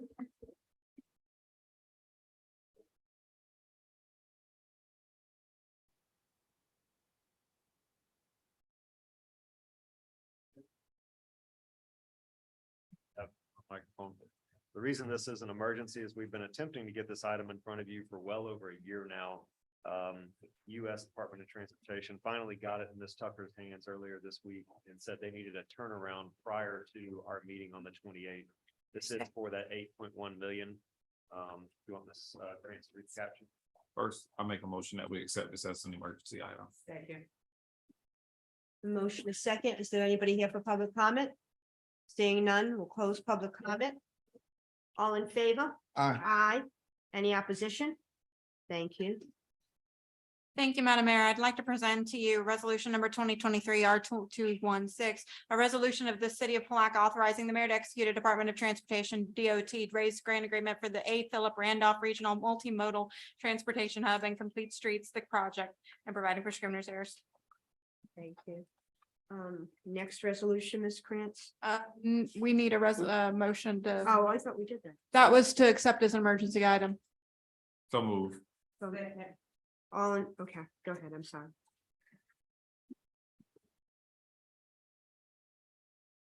Motion by Campbell, second by McCaskill. All in favor? Aye. Aye. No question. Gonna open up the, I was waiting for the opposed. oh, I'm sorry, opposed? Thank you.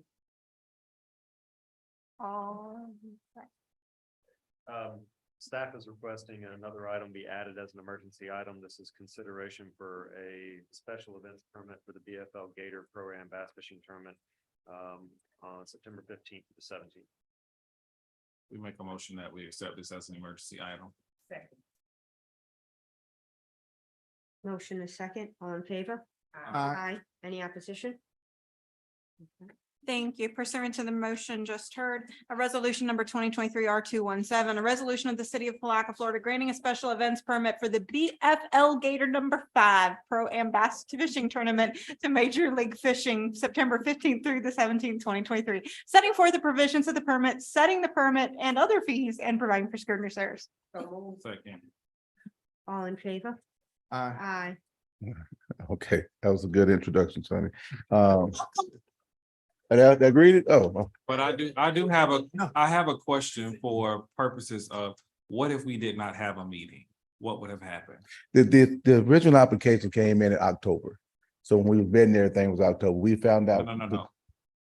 Being that this was accepted as an emergency item, and this is more of a process for us, had we not had this meeting on tonight, what would have been the outcome? Would we have moved forward? And I ask this because if that is something that happens in the future, is there a process? Because we've already voted for the approval of it at the time frame. So how can, and that's, you don't have to answer it tonight, but that's just something I want us to take into consideration. Had we not have this meeting and the event is this weekend, what would have been the outcome? I can tell you the only two options. One is they would not have been able to hold the event. And the other is we would have worked with them to reduce the scope of the event to be within a class permit that could be granted without commission approval. So in future, can something like this? We can definitely look at this ordinance to see if there's some changes that can be made to accommodate for emergencies such as this. But we don't want to not afford the commission and the public an opportunity to speak about events that have an impact on the public, be it through a noise ordinance or road closures. Understandable, but I just think that from the process standpoint, that's something that we have to take in consideration. Imagine this being over the summer where we have one meeting per month. This is just a learning opportunity for us all, not to specify this particular event, but we have been in instances where things have come. If we not had a meeting, it would have been left us in a limbo. So I think some of these things, from a policy standpoint, may be something that we can take in consideration to allow staff to have that discretion if we have already voted for the approval. Homework assignment noted. Thank you. Thank you. All right. All right, go ahead. Oh, But generally, I think it goes like, what, 30, 60 days or something like a that? class So- B or class A is 60 days out. Right. This application was put in August of 2022. It was well in time. It just had to scribble errors of different dates. So we was vetting it for October event. I got And you. okay. I'm with you. I'm just saying, had we Okay. not have this, I'm just thinking about future occurrences. Okay. If we address it now, if it happens again, we'll have something in play. What if we find out? Right. Go ahead. Oh, so I'm speaking again? Okay. I would love it. Disappointed? Good evening, everybody. On behalf of Major League Fishing, the Putnam County Tourist Development Council, the Chamber, and the 200+ anglers in our community already, I cannot express my gratitude for y'all's discussion tonight and your willingness to put it on your agenda.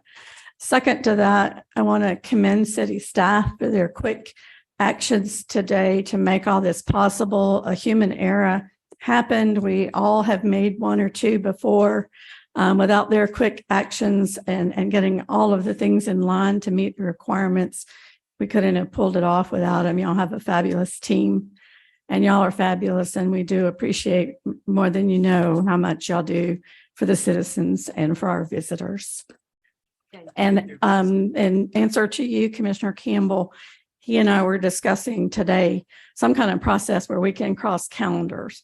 We have a community calendar and they calendar special events, and we're going to discuss that in more detail. So we're not like this and there's no meeting, because I don't know what would have happened either, but it would have been very upsetting to know that we couldn't have pulled it off. And again, I want to send my gratitude and all of those organizers and people in our community. It's a great event for our community, and as y'all know, brings a lot of economic impact. Don't want to keep any longer. If there's no questions, I'll go sit down. I mean, I think that's a great idea, because I know I had been asking for a long time that, we've have all of these different events.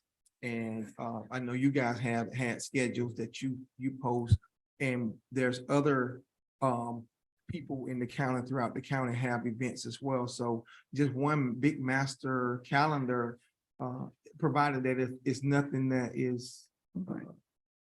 If we can figure a way to electronically pull the events over, we have Visit Putnam app. Right. And a lot of residents use it, and this event happens to be on it. Posted to an app, yeah. So everything that's automatically added at the calendar we have online, it doesn't need to be a member business or a local event coordinator. Anybody in the world can put an event that's happening in our location. And as long as it's an approved event, it gets posted. So Eddie and I are going to try and work out those details on how we can calendar together in the future, so we don't have to detain y'all later than you need to be at these meetings. And again, I'm sorry and grateful. Thank you very much. Thank you. Thanks, Al. Commissioner comments? Commissioner Castle? Madam Mayor, we have Oh, not sorry. called for a motion on that, and I don't believe the floor was open to public comment. Opening the floor to public comments about this particular item. Is there anybody here for public comments? Seeing none, we'll close public comment. It was, I know, it was, that's what I thought. No, but she's got to go through the formal process. Of the public comment piece I didn't do, yes. Okay, but now it is. Is any commissioners have any comments? Okay, Commissioner Barham? As in like, thank the staff for the phenomenal job that they do day in and day out. And thank you for putting up with everything that we do, or whatever it may be. And just again, I hope you understand our position here from the dais. Commissioner Jones? Commissioner Campbell? Okay, and thank you for the River Center completion and opening of the River Center and Boardwalk, everybody that worked on that, staff. And with that, we have a motion to adjourn.